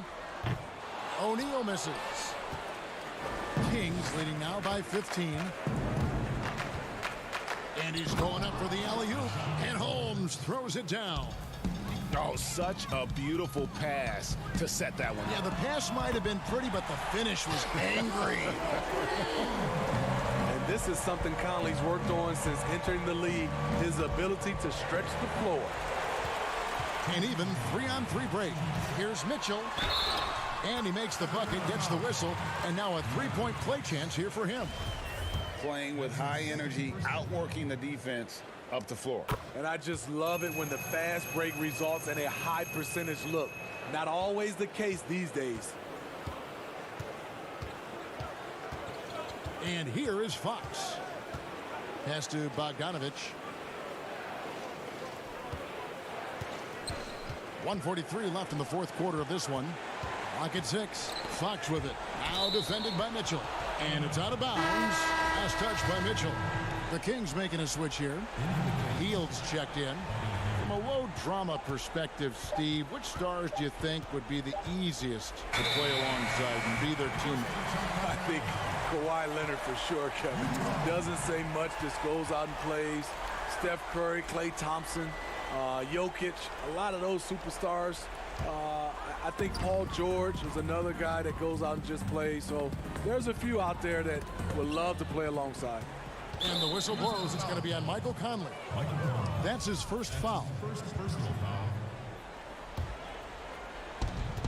There's 1:26 left to play in the final quarter. Here's Fox. The putback. Rebound, Utah. The drive by Mitchell. Had a chance there to cut it to single digits, but it's off target. And here's Hield. He'll bring it up for the Sacramento Kings. They lead by 11. And that one's good, Barnes. And clearly, we will not be witnessing a spirited comeback tonight, albeit as exciting as that would be. This was an excellent all-around performance for Sacramento. You know, it's tough to put your finger on the deciding factor in this one, but I'd say that the shooting accuracy made the difference. Yeah, I think you're on point, Kevin. They got better looks, and that tends to lead to a better field goal percentage. And so it'll boost this year's win total for them to 29. And one of the league's top talents, game in and game out. And doing it here again in this one. A terrific night for De'Aaron Fox. I thought he did a good job of filling out the defense early on. Then once he found his groove, he stayed aggressive throughout. It's stolen by Hield. About 3 seconds between shot and game clock. Fox with it. Now defended by Mitchell. It's Bjelica. Makes it off the glass. And the Kings lead by 13. They just blocked out the noise, kept on grinding, and this is their reward. And guess what? It's going to be a fun flight home. Total team effort. Big win on the road. Back to Conley. Launches it. Rebound by Bjelica.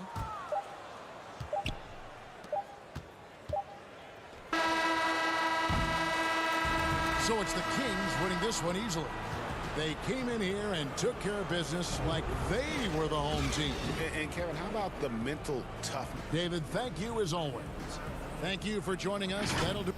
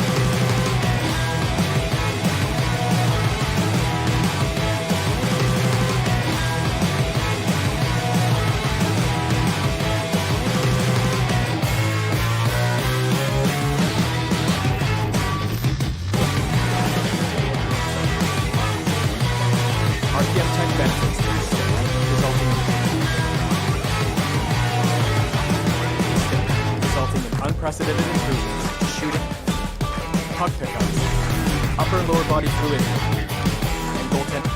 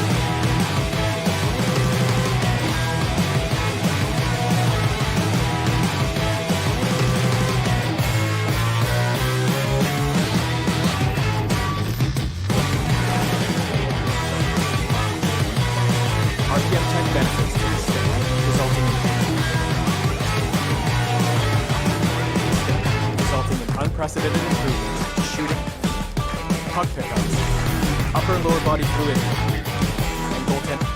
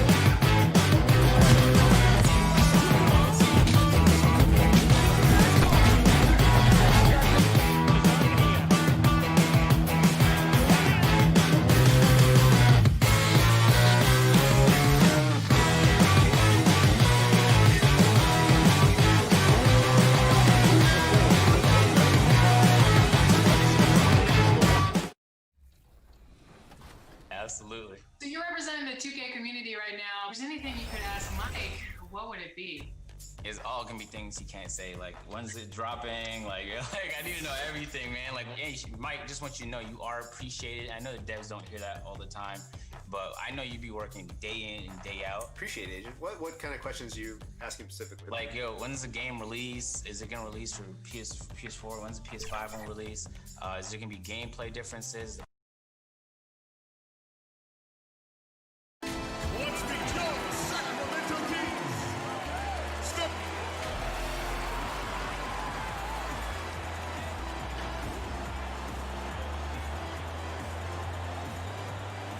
starting at shooting guard. We're going to break in the action, so let's take a look at the West and how the teams are stacking up. Taking a look at Oklahoma City. They've done well enough to be in 5th place in the conference so far. And, of course, Sacramento.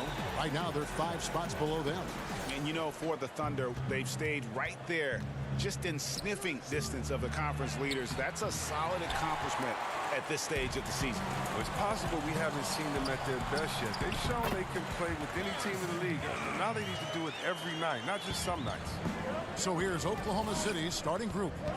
Gallinari and Adams, the combo out front. Gilgeous-Alexander out there with Chris Paul.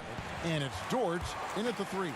And for Sacramento, Fox and Bogdanovich pair up at the 1 and the 2. Rashawn Holmes out there with Bialys. And it's Barnes in at the 3, the small forward. Well, Chris, as we wind toward the end of the regular season, what do you notice as an analyst that you didn't notice when you were playing? Wow, I think what I didn't notice when I was playing was everything that goes on around the arena. Now I get to the games a couple of hours early. I get to interact with fans. I get to see game productions. The business of basketball, just how much everyone loves the game, from Adam Silver down to someone at the concession stands at the arena, how it really is a community and a family. Because when I was in Sacramento, I'm just playing for Sacramento. I didn't realize how many people in New York and Detroit and other places supported not only us in Sacramento, but their home teams, and just seeing how passionate everyone in the business of basketball, how passionate they are. And that's just something awesome to be a part of. It's not going to go for him. And the Thunder going the other way now. This game coming after a loss against the Jazz. That one falls. Well, it's all about the assist on that play. He puts it in the perfect spot. Here's Fox. It's rebounded by Oklahoma City. And typically he has the touch to finish when he's in tight, but not sure on that possession. And Dort gets it to go. Look, that's a nice play. You need low post scoring to keep your offense balanced. A baseline J, and too long on the shot. For Oklahoma City, they've gone 2 of 5 here, making 40% so far to start out the game. And stolen by Barnes. Goes up the baseline. Holmes. He hangs in there and cashes in on the second chance points. And those second chance points really become almost like bonus points when you can get them. Gallinari passes to Adams, and stolen by Barnes. And now the fast break. Fox with the ball. Got it. Good job in the low post. Fox has got his second bucket of the night. Downright lethal in transition. Once Fox gets a step on you, it's pretty much over. Gallinari passes to Dort. Misses the 3. Sacramento leading by 6. Well, the new arena for the Kings looks amazing, C-Webb. Just how much has this meant to the city? It means so much to the city, GA. I mean, ownership has been wonderful. It keeps the team here long term. It's revitalized the whole downtown. Sacramento is a city that has thrived with the addition of this arena. No doubt it's been a bit of a struggle for him here in this quarter in terms of scoring. Gallinari passes to Gilgeous-Alexander. Back to Gallinari. And it's Gilgeous-Alexander in the corner. Gilgeous-Alexander with the steal. The pass to Gallinari. And Adams kicks to Gilgeous-Alexander. Second chance shot. And he could not get that one to go. Folks, the coach's challenge has been initiated for a personal foul. Close game like this, and he thought it wasn't a good call. And this is the time now where the officials can review in closer detail what constituted the original personal foul. Getting a different angle can sometimes make it a lot easier to determine. Greg, indeed, and the one thing with replay review is that when you see the slow motion replays, you really get a new appreciation for just the immense speed at which these players are moving and how fast the action really is and how hard it can be sometimes, you know, Greg, to make the right call. And the announcement on the review is that the foul was called in error. So they have determined, Greg, to overrule the original call. And guys, this is what it's all about, getting the call right. And I think in this case, the video review showed that while it was a tough call to make on the floor, they got it right with the review. Bogdanovich, no luck. Thunder trailing by 4. And stolen by Bjelica. To the wing on the left. 30 seconds left in the first. Poke loose. And that's just terrific positioning on his part to get that board. I mean, he might not have the size, but his basketball IQ and feel is off the charts.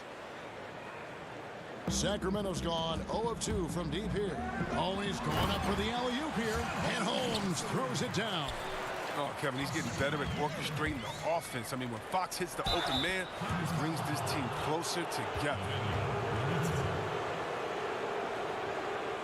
Oklahoma City shooting their first foul shots of the night here.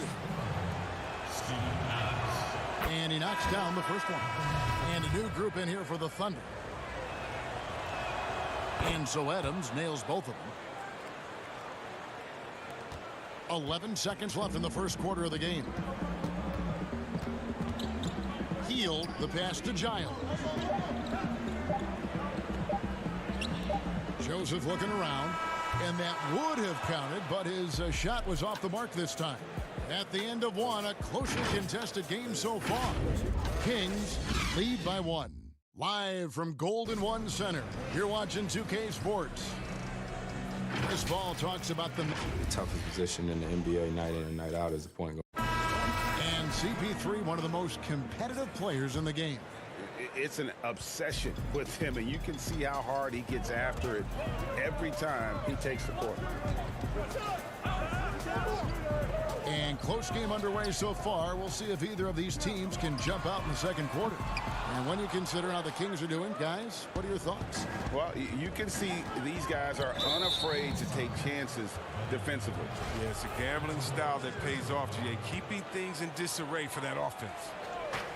So the Thunder 5 right now. We've got Dennis Schroeder. Muscala is out there with Ferguson.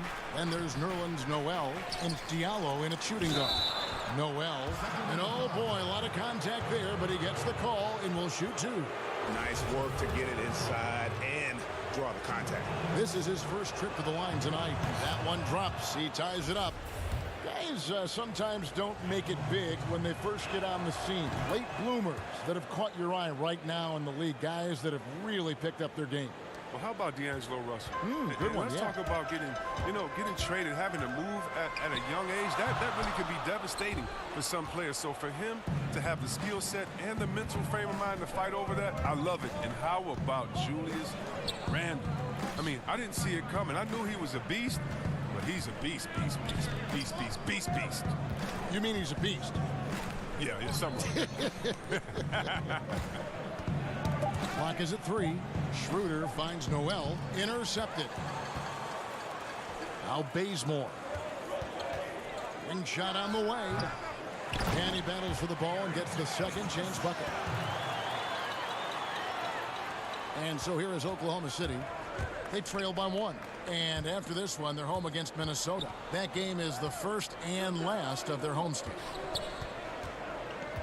Takes it out to Schroeder. Back to Noel. Down to 5 on the shot clock. Oklahoma City needs to get off a shot. There's the 3. It's tipped. And oh, here we go. Joseph's got it. The fast break chance. Up the floor. Here's Bazemore. The putback controls the rebound and puts it back up and in. Giles has got 4 points in the quarter. They are just killing them on the interior. And that one's good. Schroeder.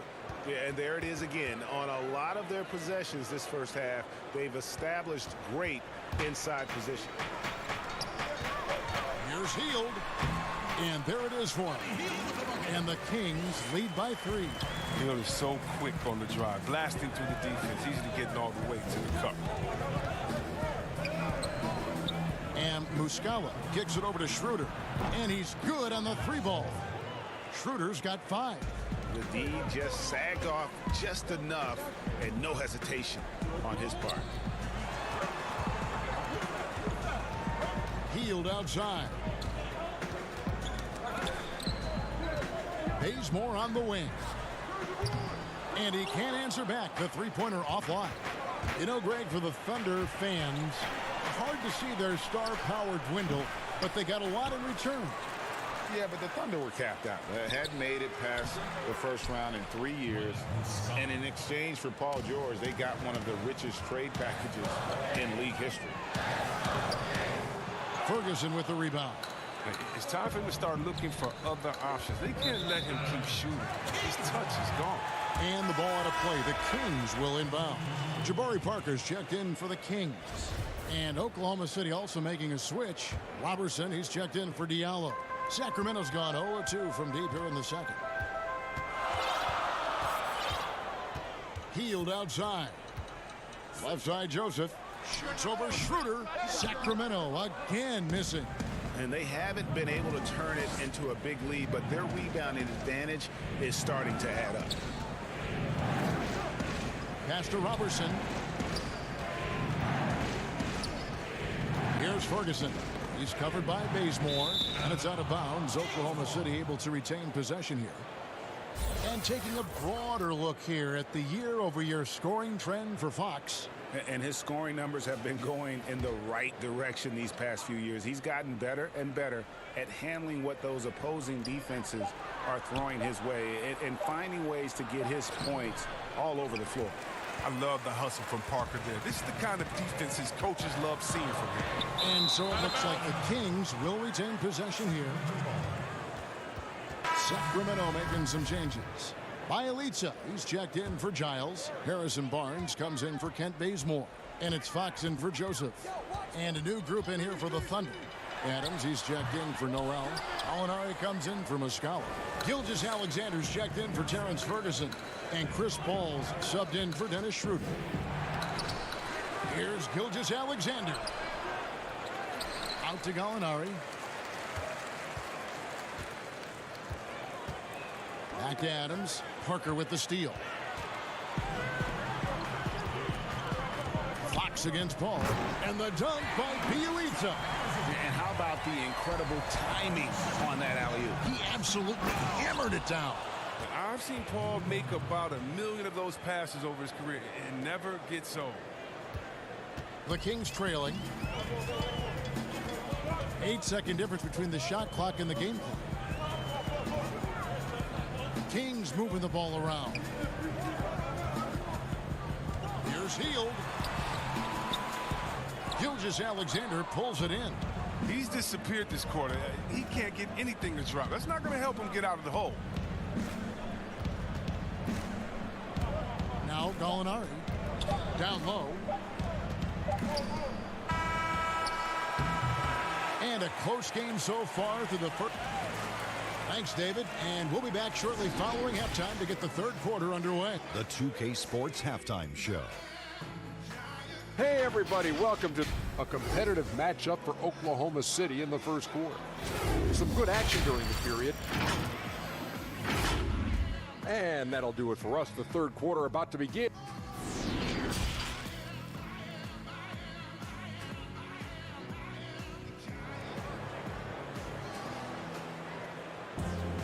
And as we get into this third quarter, as we've seen so far, neither team able to create much separation on the scoreboard yet.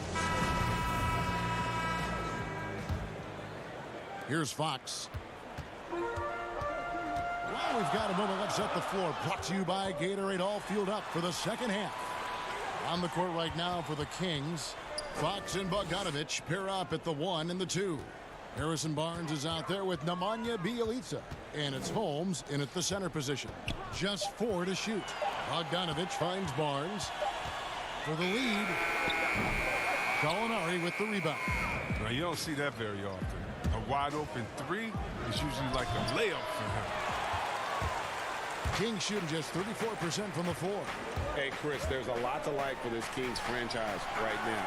Fans have got to be excited about their future. Yeah, and credit my man Vlade in the front office for rebuilding. They got lots of great young talent, and they kept their picks. The team should be a big factor in the West in the coming years. So here's Gallinari. Harrison Barnes picking up that last basket. Adams, the pass to Gallinari. Back to Adams. Then Adams with the slam. He just powered powered that one down. One of the game's top dunkers. Let's go now to the sideline and catch up with David Aldridge. Well, Kevin, last season the G League tested out an expansion of the clear path rule. And now that expansion is making its way to the NBA. It should discourage those intentional fouls that slow up teams on the fast break. Fans wanted it, and analysts clamored for it. That will allow the amazing athletes in this league more opportunities to show what they can do in the fast break. You're right, David. A welcome change. Thank you. And so it's Paul bringing it up for the Oklahoma City Thunder. Passes to Dort. Left side, Adams. He kicks it to Gallinari. Back to Adams. Gallinari down low. He's covered by Bjelica. And it's Gallinari missing. And that'll be Oklahoma City's ball as it goes out of bounds. And with this break, why don't we check out the hottest shooting point guards over the last month? Third is Chris Paul. As a point guard, you want to create the best possible shot every trip down the floor. And given the way these guys have shot the ball, it's not a bad idea every now and then for them to go it alone. When you can shoot like they can, why not? I mean, the threat of their shooting make them more effective at the point. Lenz checked in for the Kings. To the inside, Noel. And Noel throws it down. Look, he may not be thought of as big for a center, but with his ability to go vertical, he sure plays well. And again, the turnover by the Kings. As we talk about perimeter scoring becoming more prevalent, the biggest shift coming from bigs shooting more threes. Yeah, they are now counted upon to space the floor, and the better you can shoot, the better you can space the floor. And then more importantly, if you can knock down that three, you become a triple threat because now you can shoot there, maybe you can dribble and get by, or because of your height, you see different passing lanes, and you can be a better passer, getting your teammates involved, and they like that spacing as well. Here's Muscala. Sacramento making their last shot. Noel down low. Plan on him. Here's Ferguson. He's covered by Joseph. Here's Muscala. And again, Oklahoma City, no good. For Sacramento, they've gone 4 of 6 from the field since the start of the third. Bazemore for three. Buries it from three-point range. And it's a 3-point Sacramento lead. They lost their edge on D here in the second half. I mean, far too passive. They're not dictating the pace anymore. Parker kicks to Hield. It drops, and it comes off an assist from Parker. Hield's got his second basket of the night. Not everything fell for him in that first half, and now it looks like they're beginning to hit their stride. Diallo finds Muscala, and he makes that one. We've got 1:08 left in the third quarter. Bazemore on the wing. Back to Joseph. In the corner, it's Hield. And he lays it straight in. Hield's got 6. And after really leaning on that three-point shot in the first half, seeming like they're just getting away from it here in the second. More of the shots coming from the interior. And he's an automatic finisher when he gets into that area. He is, and he picks the simple one-hand stuff to get the 2 points. And foul on the shots. And here we go with the coach's challenge. Not surprised in a competitive game like this. And he's disputing the personal foul call. And this is the time now where the officials can review in closer detail what constituted the original personal foul. Getting a different angle can sometimes make it a lot easier to determine. Greg, indeed, and the one thing with replay review is that when you see the slow motion replays, you really get a new appreciation for just the immense speed at which these players are moving at. And how fast the action really is, and how hard it can be sometimes, you know, Greg, to make the right call. And the announcement on the review is that the foul was called in error. So they have determined, Greg, to overrule the original call. And guys, this is what it's all about, getting the call right. And I think in this case, the video review showed that while it was a tough call to make on the floor, they got it right with the review. Back to Joseph. It could go. And the last shot before the buzzer is off. We're at the end of the third, and we've still got a close one. Kings lead by 3. Live from Golden One Center, you're watching 2K Sports. And a quick look now at the State Farm assist of the game. And he sliced the D wide open with this feed. They had no chance to prevent that basket. No, it's quick decision making. You see a guy open, you can't hesitate. That's an outstanding play right there. And with 3 quarters behind us, we start the 4th quarter in what is still anybody's ball game. And Oklahoma City, looking who they've got to start the 4th quarter. Schroeder and Gilgeous-Alexander, they're up in the backcourt. Noel is out there with Adams, and it's Robertson in at the small forward. And the D not really doing its job there. A little slow to react to the ball getting into the paint. Here's Fox, and he drops in the layup off the glass. And the Kings lead by 3. And you can see they're waking up after what was a sluggish first half for them offensively. They've been much more accurate from the field since halftime. Here's Adams. And foul on the shot. He'll shoot 2 at the free throw line. Harrison Barnes picks one up. And the first one drops. And some changes here for the Kings. Rashawn Holmes comes in for Jabari Parker. And it's Bogdan Bogdanovic in for Heel. The Thunder also changing it up. Alinari, he's checked in for Noel. And it's Paul in for Dennis Schroeder. The Kings shooting in this game 45%. Paul against Fox. And it's Fox with the jam. How do you not love Fox? I mean, he's a crafty point guard who possesses some real power. On the wing, Robertson. Adams, the pass to Gallinari.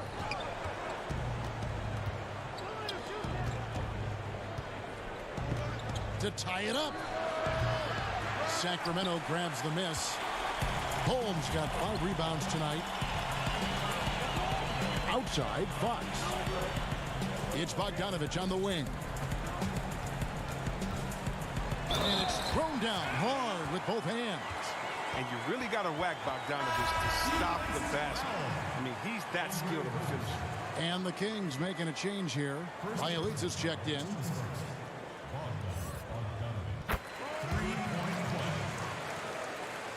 About a minute and a half through the 4th quarter now. Oklahoma City moving the ball around. A nice shot by Gallinari.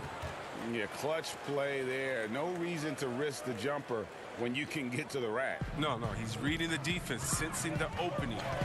He doesn't hesitate. Here's Fox. Good for his 6th make in a dozen attempts, shooting 50% with that basket. And they're forcing the ball inside, and it's working like a charm. Robertson, and he gets the whistle. 2 free throws coming up.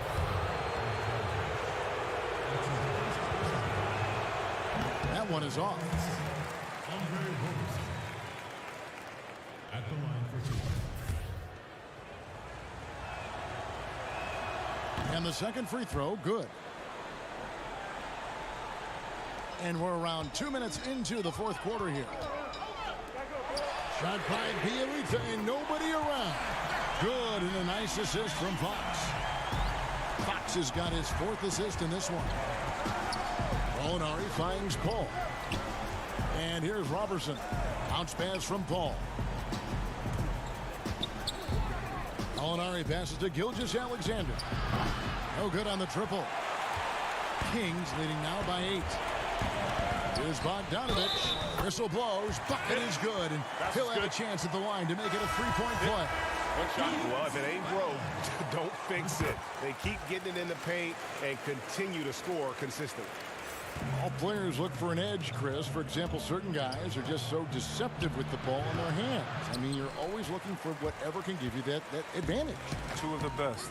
Players and people can complain as much as they want, but Harden getting to the line is genius because he knows how you're guarding him, and basically you got to stay away from him to guard him because he's so skilled. And by the way, Curry does the same thing, and Curry, one of the smaller players in the league, but always finding a way to take the contact, take the bump, but to get the scoring up. And I think as a fan, for me, I know as a fan for me, it's fun watching the cat and mouse game between the offensive player and the defender, seeing who can get the best of each other while involving the ref. And they just control their bodies so well. They know exactly what they need to do to get that call. And it's all on the spur of the moment. I mean, this is Right. all on the fly. Such genius to watch play. And taken away by Paul. And now, here's Gilgeous-Alexander, the fast break champs. Pass to Dort, and stolen by Barnes. And now Sacramento on the break.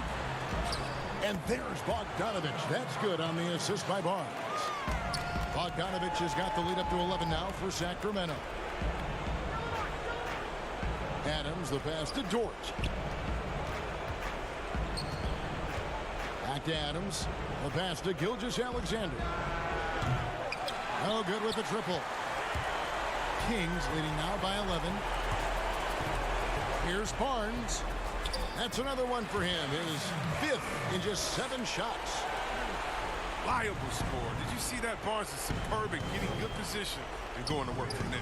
And Dort gets it to go. Maybe he's not a priority for the D, but come on, man. Gotta have somebody keeping track of him.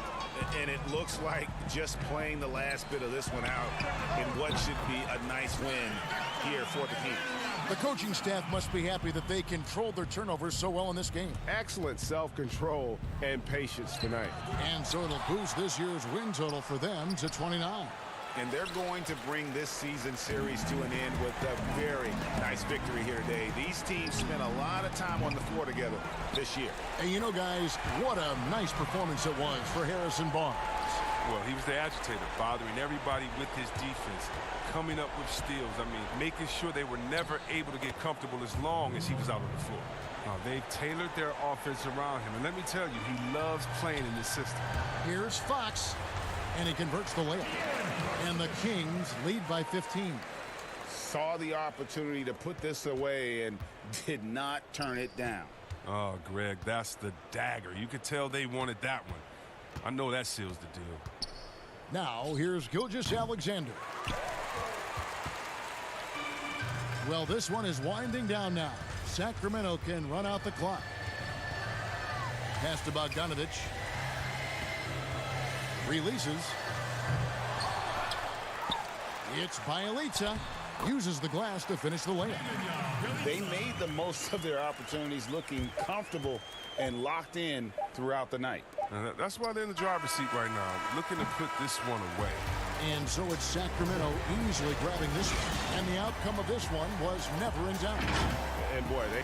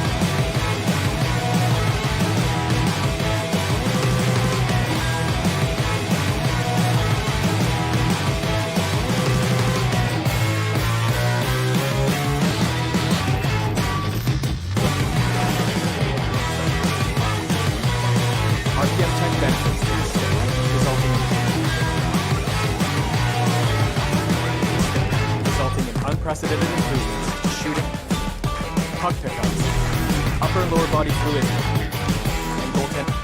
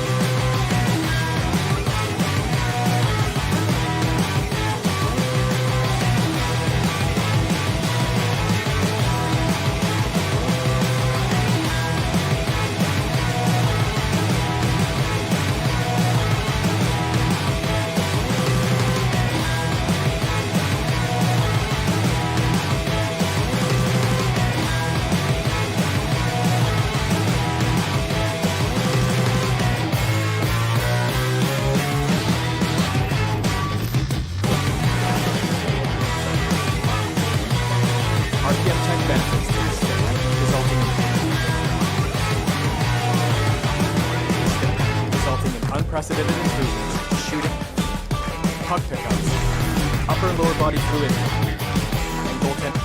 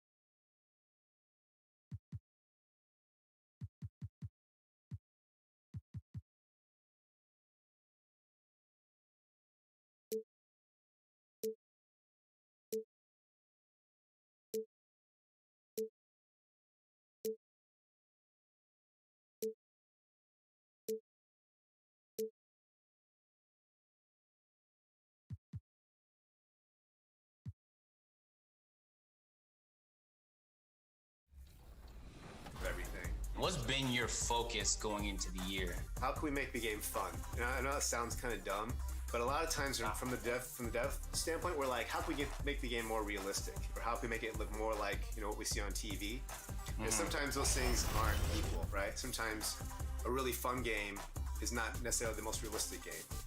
So we went to through a lot of just different meetings and the design ideas of like, well, What a look for some of the Kings players as they entered their building tonight. And let's check out a breakdown. Looking at some stats for Beasley. And you can see the surge in his level of confidence lately just by looking at that true shooting percentage. It's been moving straight up in the past 5 games. I think he's feeling it. And the starting lineup for the Timberwolves. We've got D'Angelo Russell. Also Malik Beasley out there. And it's Okogie in at the 3 slot. And for Sacramento, Fox and Bogdanovich pair up at the 1 and the 2. Richaun Holmes out there with Bjelica, and it's Barnes in at the small forward position. And this late in the season, Clark, for non-playoff contending teams, really there's nothing to lose. The pressure is gone. You can let it rip, can't you? Yeah, there's a freedom that you can play with when you don't have the pressure or the expectation of being a playoff team. And sometimes that allows you to play your best basketball because there is nothing to lose. And he likes to get in a rhythm early. Nice triple. Fox kicks to Barnes. And a lot of contact on that one, so he'll shoot 2 here. That one is on Towns. Yeah, Barnes doing a nice job embracing contact on the way up. Superb at throwing himself into the defense and drawing the foul. Barnes hits them both. And just about a minute into the first quarter. Russell passes to Beasley. Takes a 3. It's hauled in by the Kings. Defeated by the Pelicans in their last game.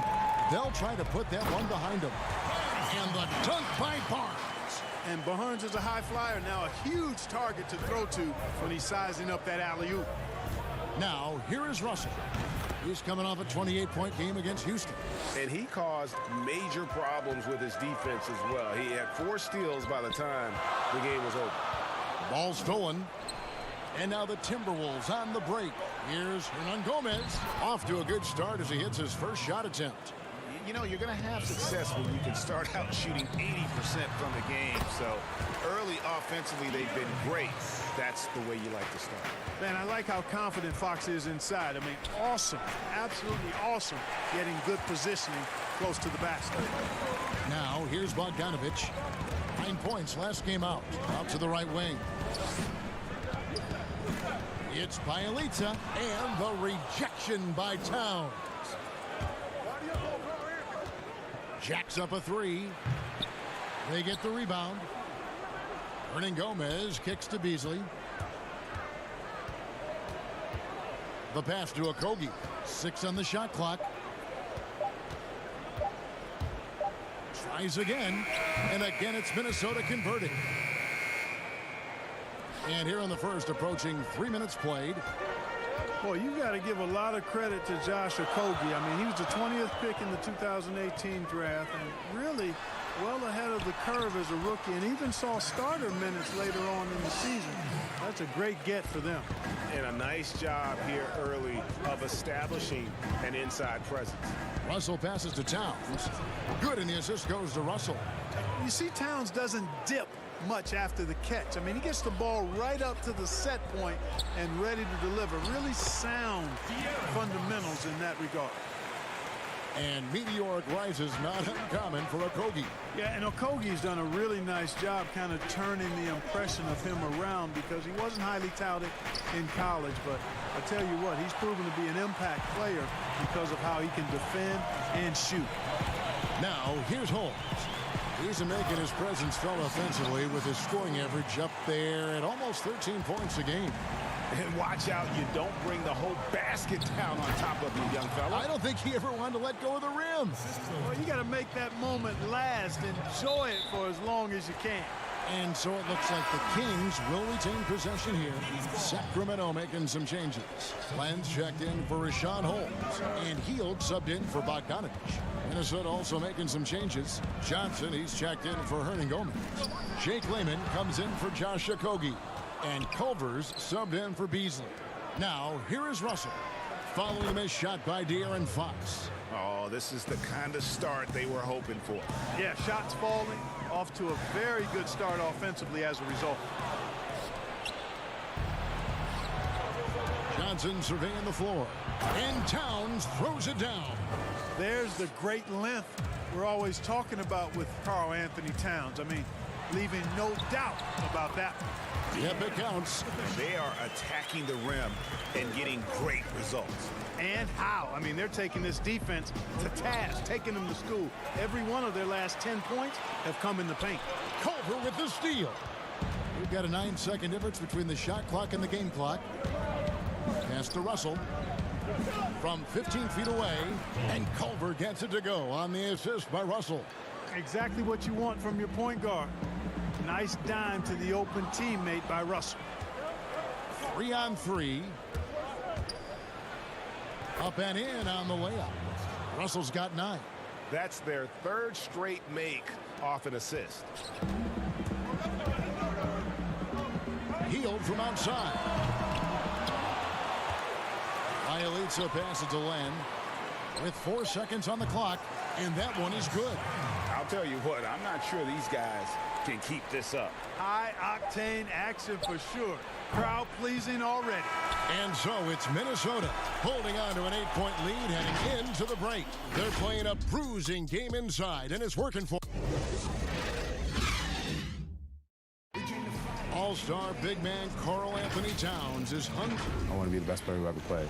And on his coaches, Greg, and teammates love hearing that. And how can you not? I mean, that kind of drive is special. And with his tools and potential, hard to put a ceiling on just how good he can be. And for those of you just tuning in, the second quarter of action is where we're at right now. And a chance to catch up on some numbers here. Scoring breakdown for the Timberwolves. Let's tell you what, guys. They're showing us a lot of energy early on and racking up those fast break points. And also defensively, they've been able to cause some turnovers tonight, and that also builds confidence and gives you momentum. On the court for Minnesota, they've got Layman. He's out there with James Johnson, and it's Reed in at the 5 down low. Down low, a nice shot by Culver. That's something about all these turnovers. Right away, you're at a disadvantage defensively. And, Greg, we're seeing that here tonight. I mean, so many of their mistakes and miscues have resulted in easy baskets the other way. And here we go, coach's challenge happening right now. This one in regards to the personal foul, seeing if that was the right call. And I think when it comes to some of the more difficult calls to make, personal fouls can be tough. The action is so fast that it's really tough to catch everything in real time. The wonders of technology, Greg. We've seen replay reviews so effectively, and involving the coaches by being able now to challenge like this is something a lot of people have been hoping for. And so the word is in. They've decided that the call stands as it was made on the floor. And, you know, even if a coach still feels this wasn't the right call, you got to acknowledge the effort being put in to reviewing it. The double checking, and the game continues on. And really keeping the ball hopping around here offensively. The last 5 trips they've had have ended with a great pass leading to a basket. They're really sharing the sugar. Hield can't hit. And there's a whistle. That goes on Harry Giles. That is his first foul of the game. Looking at the last game for the Minnesota Timberwolves, it was a loss to the Rockets in Houston. Culver kicks to Johnson. And again, it's Minnesota. And the crisp passing has opened things up for them offensively. 10 straight points off assists. That's very impressive. And it also makes the game easy and fun to watch. Count that one. And the Timberwolves lead has been cut down to 7 on the bucket from Bazemore. Noel covered by Hield. And contact on the shot, so he'll be shooting free throws here. All right, a chance to check out the stats for Hield. How his last 10 games have gone. He's getting around 16 points a game, 3 rebounds, and 2 assists. The contributions he's been making on the floor have been a boon for this team. Great stretch of games for him. Yeah, you know, they've given him more responsibility, and he's responded. And the way he's going, I think his role is only going to increase. Okogie's checked in for Lehman. Minnesota leading by 9. And one thing the Wolves have done well over the past few seasons, taking care of the ball. Yeah, you know, they squeeze it well. Low turnovers can be a double-edged sword, though. If you don't make many mistakes, maybe you're not being aggressive enough. Malik Beasley, he's checked in for the Timberwolves.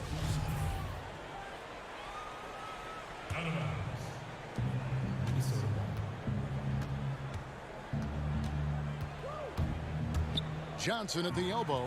Parker with the steal. Joseph against Johnson, and the dunk by Parker. I really like the chemistry and the connection Parker has with his teammates. He's really awesome at connecting and finishing on those lob passes. Noel covered by Hield. Inside, Reed, and he stuffs it. What a pass to set him up. The D just kind of stepping aside and letting him get to the rim. There's a reason, GA, the lead is what it is right now. You know, you look at it, the communication is lacking, as is the trust.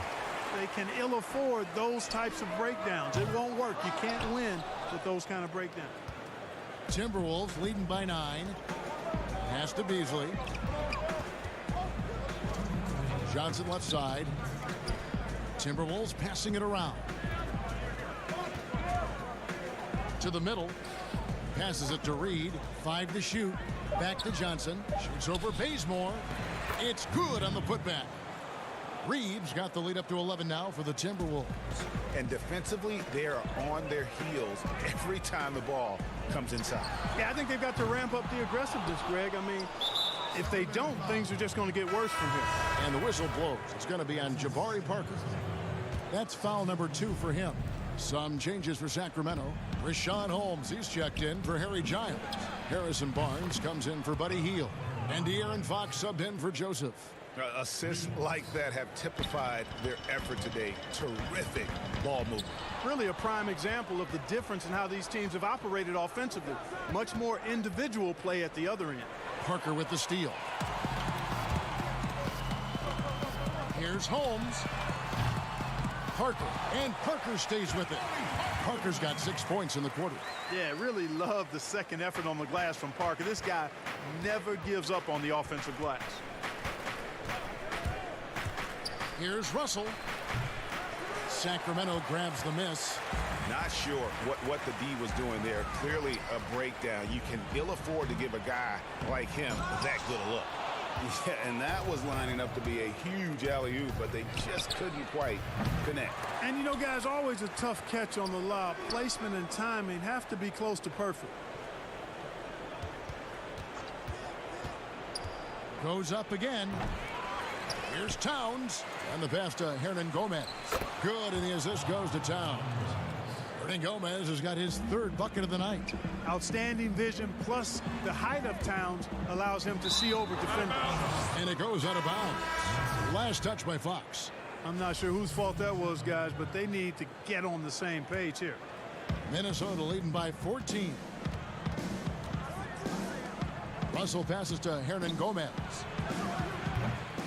Russell, no luck. And there's the foul. It's on Towns. That'll be his 2nd foul of the game. 7 seconds left to play in the first half. Here's Barnes. And that one is off. And you can see the defenders afraid to kind of get in his way a lot of times when he's on his way to the basket. And so it's the Minnesota Timberwolves sitting with a comfortable lead. It's the 2K Sports Halftime Show. Hey again, everybody. So far, it's Minnesota out in front at the half. They lead by 14. Kenny? Thanks for joining us.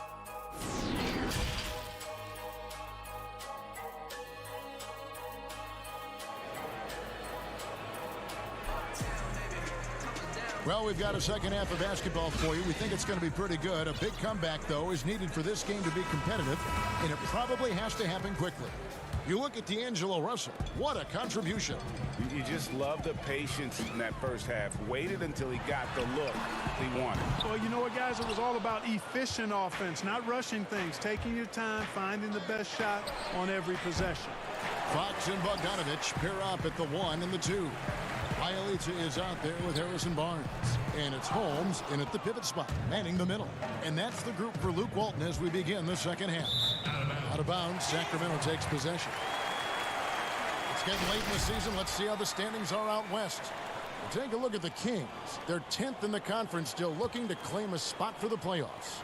And, of course, the Timberwolves sitting there 4 spots below. Yeah, you know, for the Kings, they've shown me some very good things this season. But that next step, those qualities that could make them true contenders, just haven't been there. Yeah, and, you know, we've seen them enough to know by now they're not going to make that switch from good to great at this point. Not this year, anyway.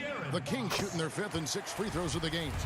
And taking a look at the numbers on the season, they've converted about 77% of those foul shots. And, guys, that's really an upgrade over how they shot last season. Not a huge upgrade, but an upgrade nonetheless. Beasley for 3. And it's Bjelica with the foul. That is his first foul of the game.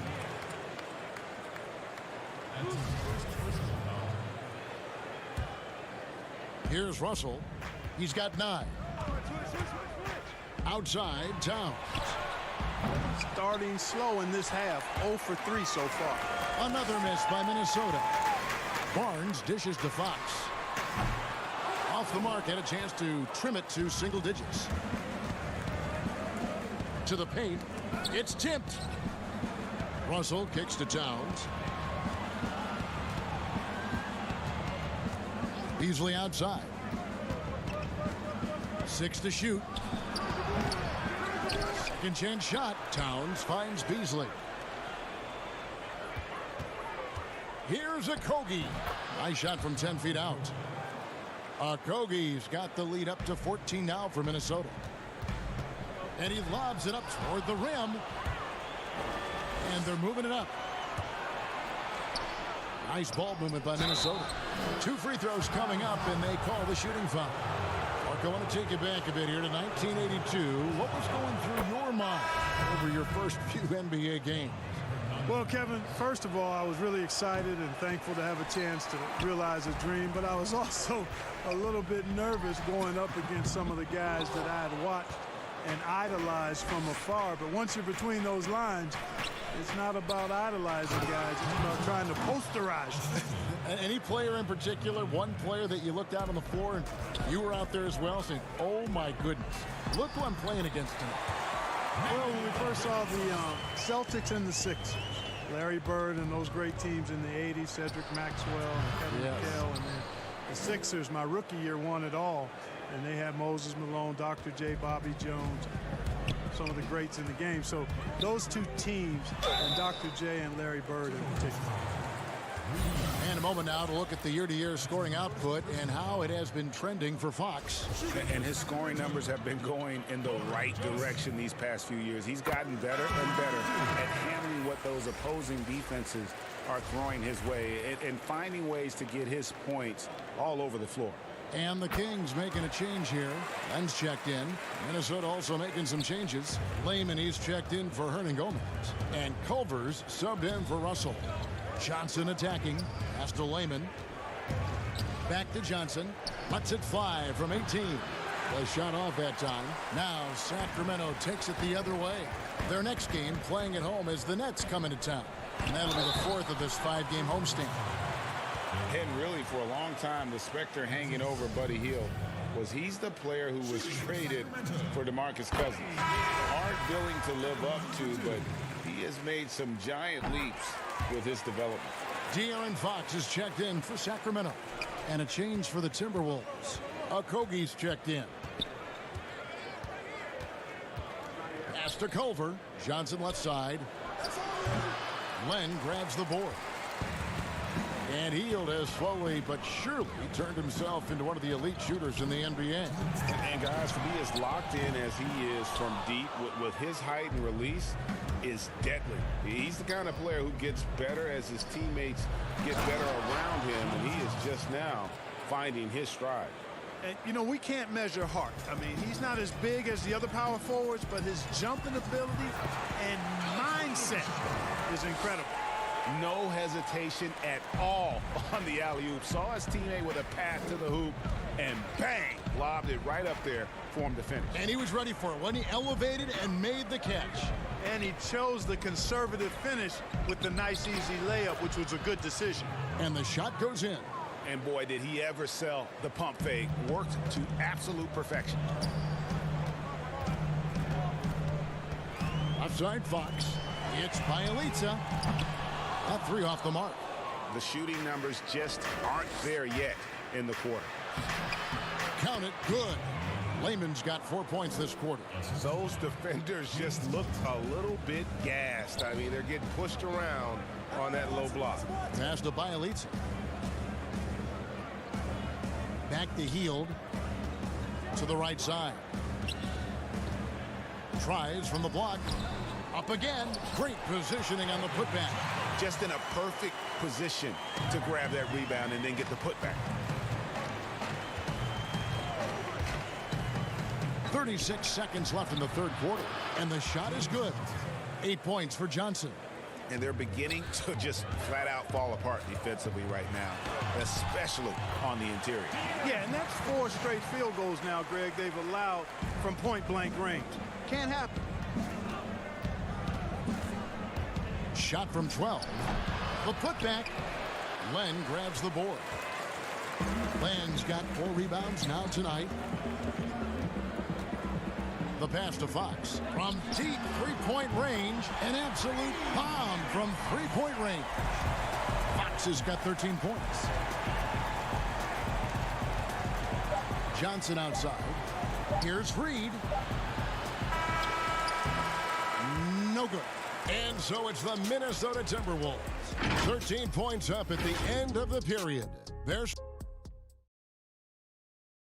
And let's take this chance now to show you the State Farm assist of the game. Yeah, an easy choice tonight. Look at the precision on this pass. Put it on a platter for him. Served him up a tasty room service dime right there, boy. And we reach the fourth quarter in a game that may be already out of hand. On the court for Minnesota, D'Angelo Russell out there with Beasley. Then it's Karl Anthony Towns. And it's Hernan Gomez in at the 4. Sacramento with the ball. Down by 15. And Bogdanovich kicks to Fox. Tries it from 19. Offensive rebound. And that'll be 2 free throws coming up. Officials on the call with the foul. That one is on Towns. What do you guys think so far about the offensive approach for the Timberwolves? I thought we might see the defense adjust at halftime to slow the break, but that has not been the case. They've worked hard tonight at crashing the boards as well. They've had a bunch of second chance points. Okogie's checked in for Minnesota. And here's the break. Here's Bogdanovich. Good, and a nice assist from Fox. Bogdanovich has got his first bucket of the night. Really sweet passing from Fox. He's a reliable floor general and has great vision on the court. But they recover it. On its way from Beasley for 2. Minnesota again turning it over. And that's just carelessness there. I mean, you have got to have your head in the game. The Kings making a switch here. Len's checked in. And so Fox will bring it up for the Sacramento Kings. A 12-point game. Fourth quarter still young, just over a minute play. The shot, no good. And that's the battle they haven't been winning today. Their work on the glass has been porous, and that's got to change. Yeah, no question about it. I mean, as they're looking to battle back, that's one of the key elements. You got to rebound.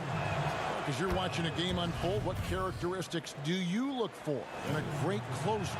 Obviously, confidence, a real eagerness to make difference-making plays late, and somebody who can create his own shot if a play breaks down. I mean, that's essential. Again, the miss by the Kings. Minnesota leading by 14.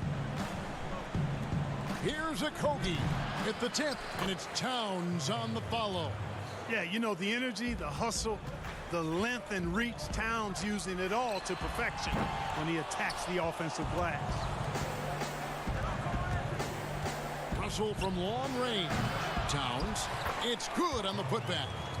That gives him the double-double. 10 points and 11 rebounds. Yeah, just a terrific job of just staying with it. Nice. Fox is a willing passer, always looking to find his teammates. Minnesota's gotten off to an 0-for-2 start from downtown here in the fourth quarter. It's Russell with the drive. Beasley against Bogdanovich. Pass to Hernan Gomez. Here's Okogie. Just 5 on the clock. Good on the three-point shot. 14 points for D'Angelo Russell. No doubt about the consistency when it comes to scoring the basketball for him tonight. A real nice lift for their offense. Fox against Russell. Here's Barnes. And it's off the back rim. No good. Timberwolves leading by 19 points. And stolen by Bogdanovich. Holmes passes to Len. Up high to stuff the alley-oop. And the definition of teamwork right there on that alley-oop. And Greg, what about the finish? Bringing it down with some thunder. Yeah. I'll tell you what, I think the pass was even better. I mean, that was room service delivery at its finest. Bogdanovich, no luck. Minnesota's gone 1 of 3 from outside the arc since we've reached the fourth quarter. To the left wing. Knocked away. Kicks it out to Beasley. Sacramento grabs the miss. Len's got his 5th rebound in this one. Now here's Bogdanovich. Defense right on him. Right side, Fox. 6 on the shot clock. Here's Len. Good, and a nice assist from Fox. Len's got 4 points now in the quarter. And this is going to end in a lopsided victory. I love the tenacity and aggressiveness as well as the ability to close. You really got to give it up here for Minnesota. You know, it's tough to put your finger on the deciding factor in this one, but I'd say that the shooting accuracy made the difference. Yeah, I think you're on point, Kevin. They got better looks, and that tends to lead to a better field goal percentage. And a milestone win for the season. This will push their victory total to 20 wins even. And you know, looking back at all the contributions tonight, it was a really phenomenal all-around game for Karl Anthony Towns. Yeah, and he was aggressive rebounding the ball tonight. I think his aggressiveness on the glass helped set the tone. Russell dishes to Beasley. It's good from long range. And credit the whole team. It was a focused, concerted effort to put this one away. Yeah, what a time to put the hammer down. Any hope of a comeback diminished.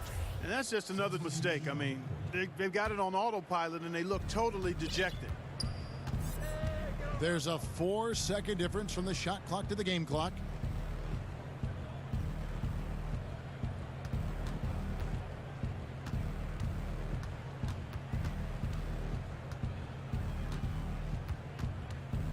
Back to Russell. Minnesota needs to get off a shot here. Okogie misses. Off target. So it's Minnesota winning this one easily. To come into an opponent's building and dominate the way they did tonight says, I think, Greg,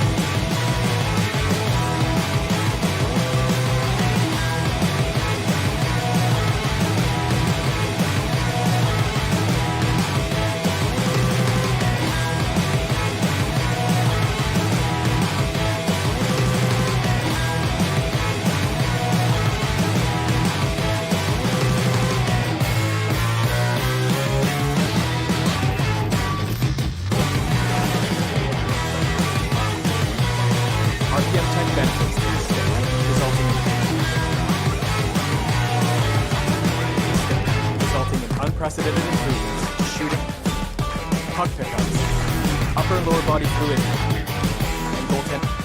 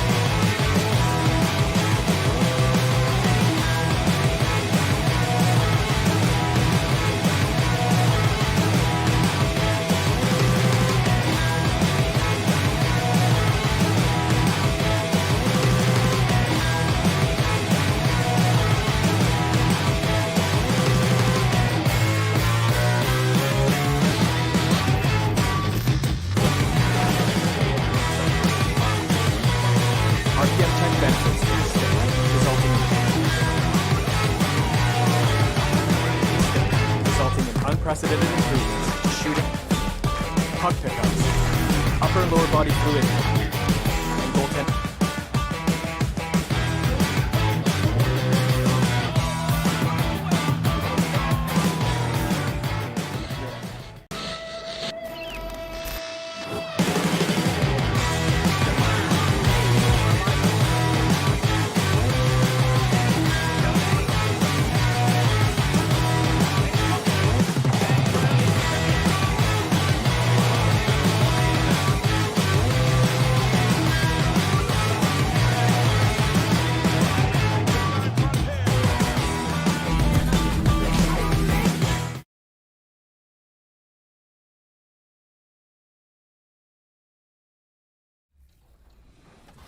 But when I look at it as a fan of the game, I'm like, man, I'm blown away by what that team has accomplished too. So it just looks incredible. It's like the lighting looks crazy, the details and the texture of the skin, everything just looks so lifelike. That's awesome, man. I'm not gonna lie, you get me excited. So Agent, you've been really vocal about gameplay in a lot of the videos and the content that you create. Play a lot of Pro-Am, you play a lot of Park. What's one thing you want to see improved on from a gameplay standpoint? There needs to be like a variety. And getting mentally prepared to compete. You see the focus. And as the... Well, you're right, DA, a big lift for their offense. And he defends, too. And taking a broader look here at the year-over-year scoring trend for Fox. And his scoring numbers have been going in the right direction these past few years. He's gotten better and better at handling what those opposing defenses are throwing his way and finding ways to get his points all over the floor. And checking out Utah's opening lineup, Conley runs the point with Mitchell flanking him. In inside, we have Ingles and Gobert. And it's O'Neal in at the 3 spot. And for Sacramento, Fox and Bogdanovich pair up at the 1 and the 2. Harrison Barnes is out there with Nemanja Bjelica. And it's Holmes in at the 5 down low. Ingles trying to get open. And it's Mitchell missing. Last outing for Utah, it was a loss to the Thunder. You know what I love about Donovan Mitchell? He is just as great off the court as he is on. This guy is engaging. He's self-aware. He is the real deal. Here's Mitchell after the Kings pick up 2. And it's Mitchell with the jam. Wow, gentlemen, the quick first step of Donovan Mitchell gets the advantage, and it's over. Here's Holmes, score the basket, his second of 2 attempts. And with his dad working with Major League Baseball players, Mitchell was rubbing elbows with guys making millions. He saw some players who stayed humble and others who didn't. And you know what, Doris? I think it made an impression. And I think, Kevin, if you listen to Donovan, he talks about how his parents impressed upon him the importance of how you treat people. So even with all the success, it's not going to this young man's head. He is so grounded. Boy, they came ready to play. That's 4 straight buckets to start the game. On the wing, Ingles. Kept alive. Gobert. He hangs in there and cashes in on the second chance points. I love it when Rudy Gobert crashes the offensive glass, uses those long arms to great advantage. Some power coming from the PG. Ah, that's right, GA. Seeing more and more of that these days. Backcourt guys who can elevate. We know versatility is huge in this game. Just a tremendous job finishing that play. Wow. Well, you might think at 6'3" in shoes, Donovan Mitchell is undersized for the shooting guard position. But his combination of strength and length, along with the athleticism, help him to hold his own. Fox, and he gets the bucket. Fox has got his second bucket. And they've had assists now on their last 3 baskets. Mitchell against Bogdanovich. And Bogdanovich picks up the foul. That's his first foul. Greg, nowadays teams looking for +6 players. That's a player whose arm span exceeds their height by at least 6 inches. Donovan Mitchell, how about a +9? I mean, a little over 6'1" in socks with a 6'10" wingspan. Those long arms, the reason for the Spider nickname. Yeah, these defenders just look a bit overmatched, especially inside. Jazz trail by 3. O'Neal inside, covered by Barnes, and he's able to get it back. Gobert, the pass to O'Neal. Back to Gobert. Rebounded by Holmes. I'll tell you, most of the time this guy's going to finish that, but that was tremendous defense that prohibits him from completing the play. Fox, no good. And his defense, so valuable. Not many can bother that shot at the rim. Boy, you see the effort, you see the range. This guy prides himself in his ability to shut you down. The putback controls the rebound and puts it back up and in. They're getting on a roll inside. Their last 3 field goals have come from the paint. The drive by Mitchell. Gobert, the pass to Mitchell. The wide open look here for Ingles. No good, shot missing. Now Sacramento takes it the other way. Defeated by the Pelicans in their last game, they'll try to put that one behind them. Bjelica with the bucket. And they've repeatedly probed inside in the first half, guys, and it's paid off. Here's Ingles, and it's blocked. And it's going to be out of bounds. The Jazz will retain possession. Lenz checked in for Richaun Holmes. Utah also making some changes. Jordan Clarkson comes in for Donovan Mitchell. And Emmanuel Mudiay subbed in for Mike Conley. Clarkson dishes to Gobert. Misses the layup. They time it right. They can end this quarter with a 2-for-1. And that's how you want to end the quarter. Barnes can't get it to go. And so Gobert will bring it up for the Jazz. It's a 5-point game. And the basket by Ingles. I'll tell you, Ingles is just such a pro. This guy is unafraid despite the defense. 8-second difference between the shot clock and the game clock. Fox kicks to Hield. For the 3. Kings with the fresh shot clock. Jazz trail by 3. Here's O'Neal. The shot's good on the assist by Ingles. O'Neal's got 5. I'm telling you this, if you leave one of Ingles' teammates open, Joe is going to find him. Right side, Fox. No good on that one. And at the end of one, both teams putting up some points. It's Sacramento. They're up by 1. Live from Golden One. One of the better two-way guards in the NBA, Mike Conley, said his inspiration growing up was none other than Gary Payton. He was one of my favorite players growing up. I had Gary Payton jersey, had the shoes, everything. So. You know, Conley, maybe not the size of Payton, but Greg, he's always taken the challenge defensively. And you can see how much of an influence the glove had on Conley. He plays a lot like him on that end. And if you're just tuning in, it's been a pretty even game through the first quarter. And looking at what we've seen from Sacramento so far, guys, what do you think? Impressive start. They came in with a well-conceived game plan and have executed. What terrific work at the offensive end. They have built some early momentum here. On the floor for Utah, getting going here in the second quarter. They've got Gobert, Emmanuel Mudiay out there with Jordan Clarkson. Then there's Davis, and it's Niang in at the small forward position. Occupying that instant offense role, Doris, Jordan Clarkson able to get his shot anytime. No doubt, Kevin. He's a little bit of a streaky scorer. The challenge is on the defensive end. That's where he has to really improve if he's going to stay on the floor and impact winning. Here's Giles, and he banks in the layup. Huge hole in the defense that possession. He didn't waste any time cutting to it. Now let's go to the sideline and catch up with our Hall of Famer, David Aldridge. Well, Kevin, coming into the 2017 draft, Donovan Mitchell wasn't sure he was ready for the NBA. Mitchell said, I worked out in the summer with Paul George and Chris Paul.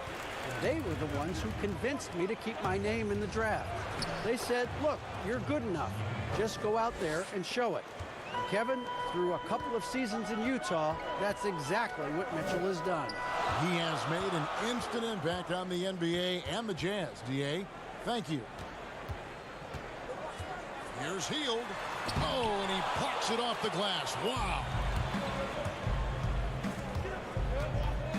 Here's Niang. He's covered by Bazemore. Hield against Mudiay. Deflects the pass. Gobert finds Mudiay. 5 to shoot. This one for 3. Utah the rebound. A second chance effort. Here's Davis. No good. Not a friendly rim at all this trip down. The Kings have gone 2 of 4 shooting the ball here in the second. It's good. Joseph's got 4 points this quarter. I'll tell you, early in his career, Corey Joseph did not have a legit jump shot. Boy, now he is consistent. Mudiay pass to Gobert. Baseline jumper. Second shot opportunity. Here's Davis. That's tipped, and he recovers it. Nice ball movement by Utah. They shoot again. Good D by Hield. Kings leading now by 3. Over Mudiay. Hield with the bucket. Hield's got his first basket. You know, Doris, I know your style of play at Providence was one of aggressiveness, a lot of instinct, a lot of smarts, great skill. But I think you also have an appreciation for the players that are real scrappy on the floor. What I love, Kevin, are guys who can influence the game without having incredible offensive skill. So a guy like Patrick Beverly, so a little bit undersized, but would you like to have that guy pick you up at 94 feet, be in your grill and in your face like he gives no quarter, he gives no concessions? If he were checking Kevin Harlan, my goodness, you'd have a long night. That would be a torture chamber. I agree with you. Guys, that's just really unstoppable. He poses a ton of matchup problems for whomever he's facing. And guys getting into a nice groove here, starting to feel it. And this is partly what the game has become, right? A matter of dueling three-point opportunities. Here's Bazemore. 1 up, 1 down. 2 points with his first shot this game. Jazz trail by 5. Mudiay. Still looking for his first bucket in this one. Here's Davis. Len grabs the board. Boy, surprised he missed that. The defense just good enough to prevent that bucket. Count it. Well, you like that he shakes off that rocky first period and knocks down a shot. Nice. Here's Niang. He's covered by Bazemore. Here's Gobert. And slam dunk by Gobert. You can see the improving court awareness of Emmanuel Mudiay, having an understanding for when to find his guys. Passes it to Bazemore. From deep, another three for Sacramento. And if you look at this first half, overall, they've just had the better shot selection. And I think, obviously, we see the execution and the willingness to make the next pass so important. Niang kicks to Mudiay.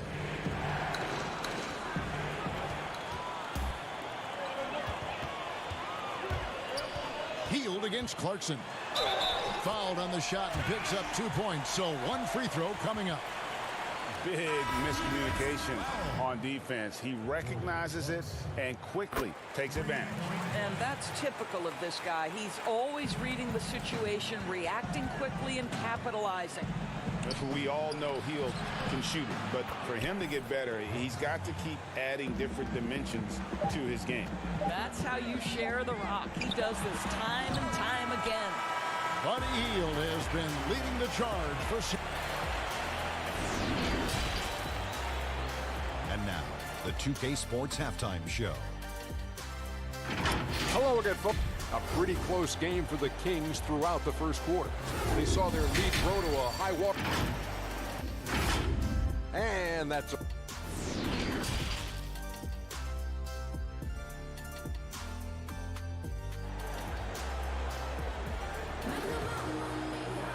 And we've got third quarter of basketball for you. 2 quarters in the books. One guy has been getting it done is Buddy Hield. And how about the amount he's contributing in the scoring column through 2 quarters? He has been terrific. And one would expect that the defense made some adjustments at halftime, but he has the ability to answer right back. Our second half of basketball, and presented by Gatorade. Let's see who's all fueled up and on the floor to start the third. On the court for Sacramento, Fox and Bogdanovich pair up at the 1 and the 2. Richaun Holmes out there with Nemanja Bjelica. And it's Barnes in at the 3 slot. Jazz trail by 9. And already over a decade in the league for Mike Conley. He never got past the numbers game to make the All-Star team in the crowded Western Conference. But make no mistake about it, Conley is star caliber. And for Sacramento, they're shooting the ball with incredible accuracy. 68% so far. He hangs in there and cashes in on the second chance points. Holmes got the lead up to 11 now for Sacramento. Just in a perfect position to grab that rebound and then get the putback. Mitchell's shot is good. And Greg, you talk to Conley, he'll admit he's been frustrated trying to break through and get that recognition. Still, the way he plays the game, not focused on his individual numbers, unselfish, and focused on what the team needs to win. And Utah, another 3. It's Conley's ability to hit the long ball that makes him such an asset. Stretches the floor and creates space. Here's Fox. Gets it to drop, and now he's shooting at a 5 for 8 clip. This guy is cooking right now. He is leading them on the offensive end as they remain in front here. Ingles, fouled in the act of shooting, gets the bucket anyway, so a 3-point play chance for him. Boy, excellent start to the second half. They've missed just once in 5 attempts. And this is his first trip to the line tonight. And the free throws have been dropping for him at a rate of about 77% on the season. And the basket is good. I think it's fair to say that Fox is in the zone right now. An exciting player to watch. I just love seeing how he can take over a game with his... And it looks like, yep, it's a coach's challenge on the personal foul. That triggers a replay review by the officials.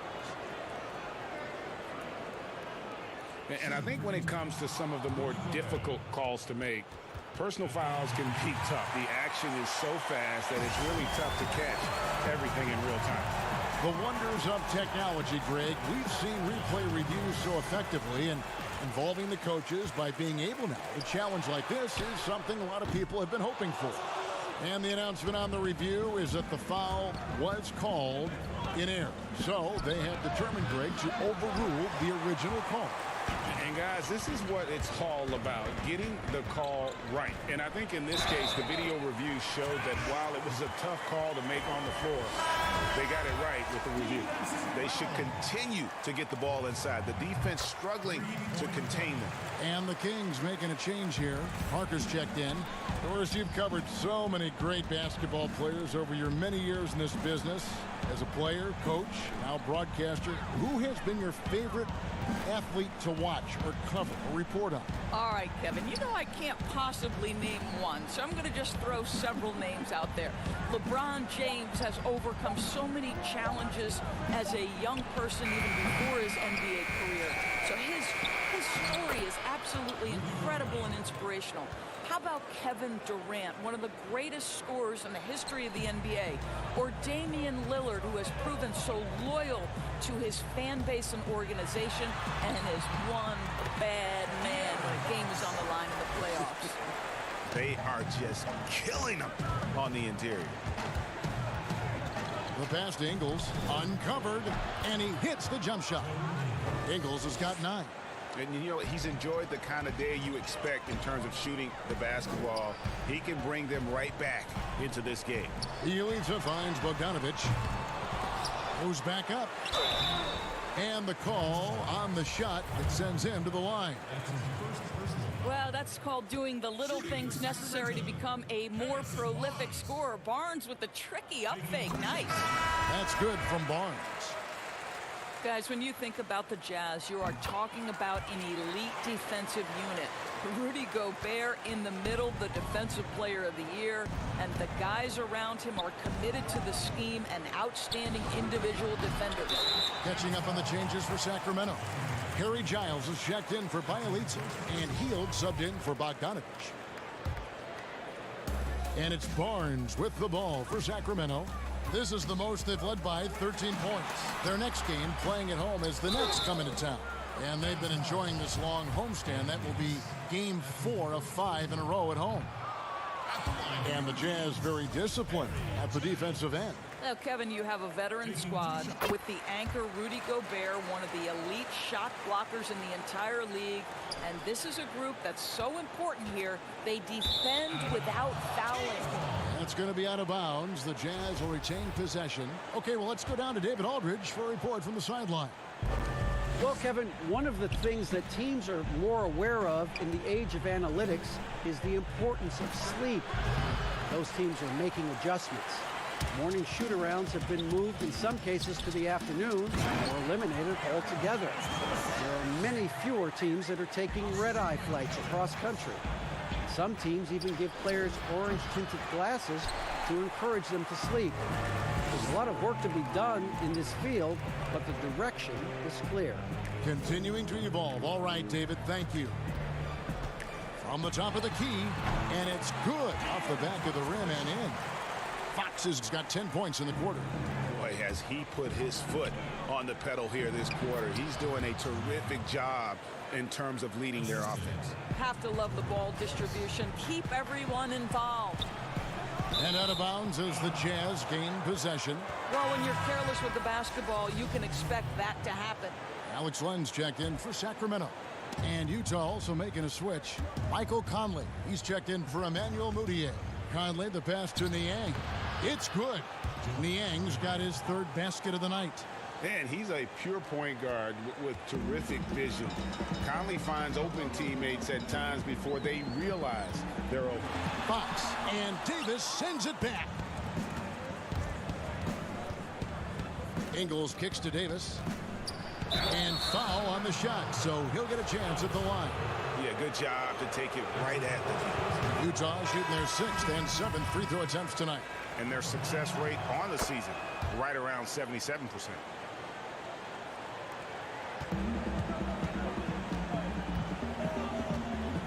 Pass to Parker. Good, and a nice assist from Fox.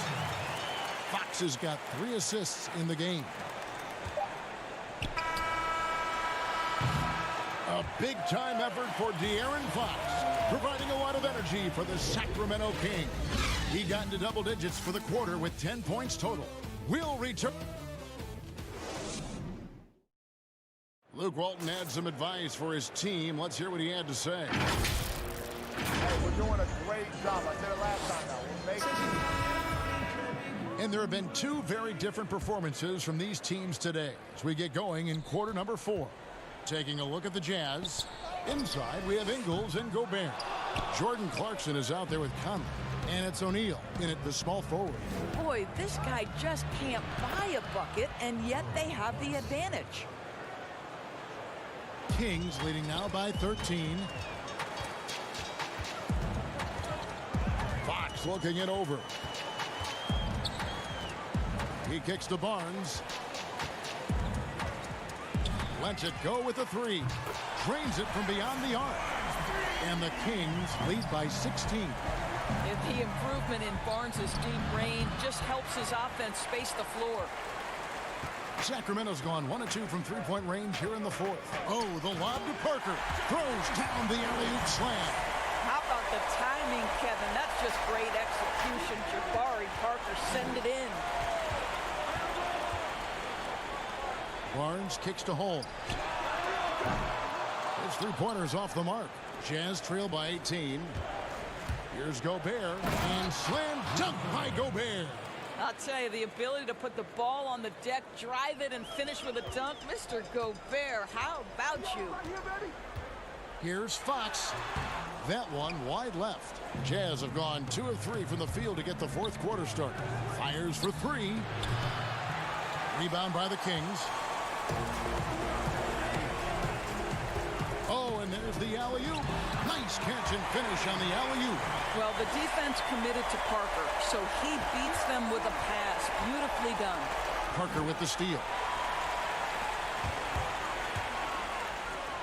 It's tipped. It's stolen by Gobert. Conley finds Ingles. O'Neal inside. He's against Parker. Gobert the pass to Ingles. And a missed layup. Kings leading now by 18. That's a 2 from Hield. Tipped away. And it goes out of bounds. That one off Hield. Sacramento making some changes. Bjelica comes in for Parker. And it's Bogdan Bogdanovic in for Buddy Hield. A switcher also for Utah. Mitchell's checked in.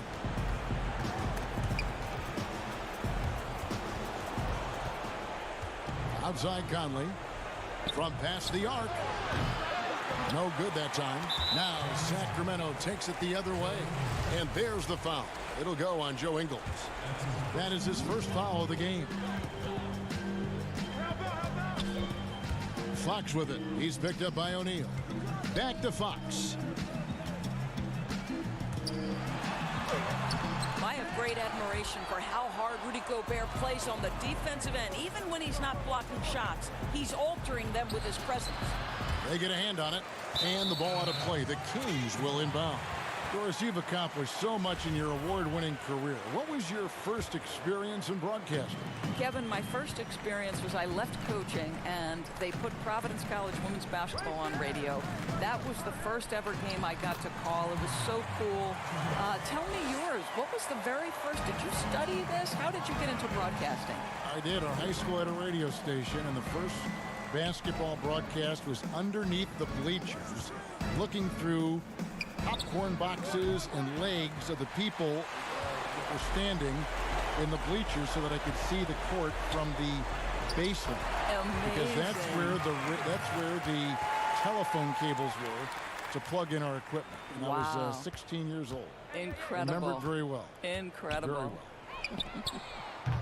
Conley's shot is off. Sacramento leading by 22. The drive by Barnes. And going out of bounds. Last touch by Barnes. And one team is just completely outclassing the other tonight. Spirited performance, and it really ignited what is turning out to be a monster win here for the Kings. It was a standout performance across the board. I mean, it was like watching a cat play with a mouse. They were able to do more or less whatever they wanted. And so it'll boost this year's win total for them to 29. And we watched them all night long. No one could really stop them. Just another excellent game it was for De'Aaron Fox. What a relentless scoring night for this guy. In attack mode all evening. Farrell kicks to Brewer. And it's Bradley with the rebound. The Jazz shooting for the game at 42%.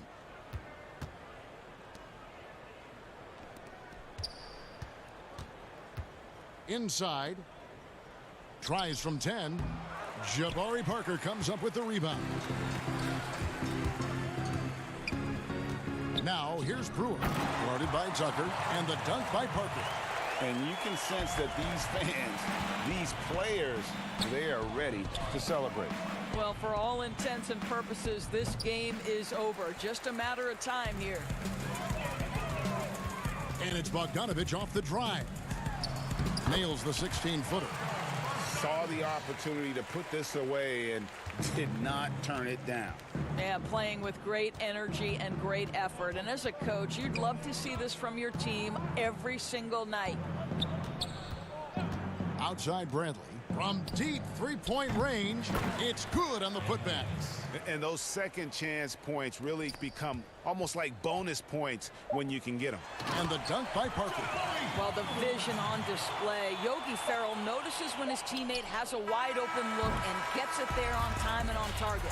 And so it's Sacramento easily grabbing this one. They poured it on tonight. Dominant showing in front of a crowd that loved every minute of it. And you know,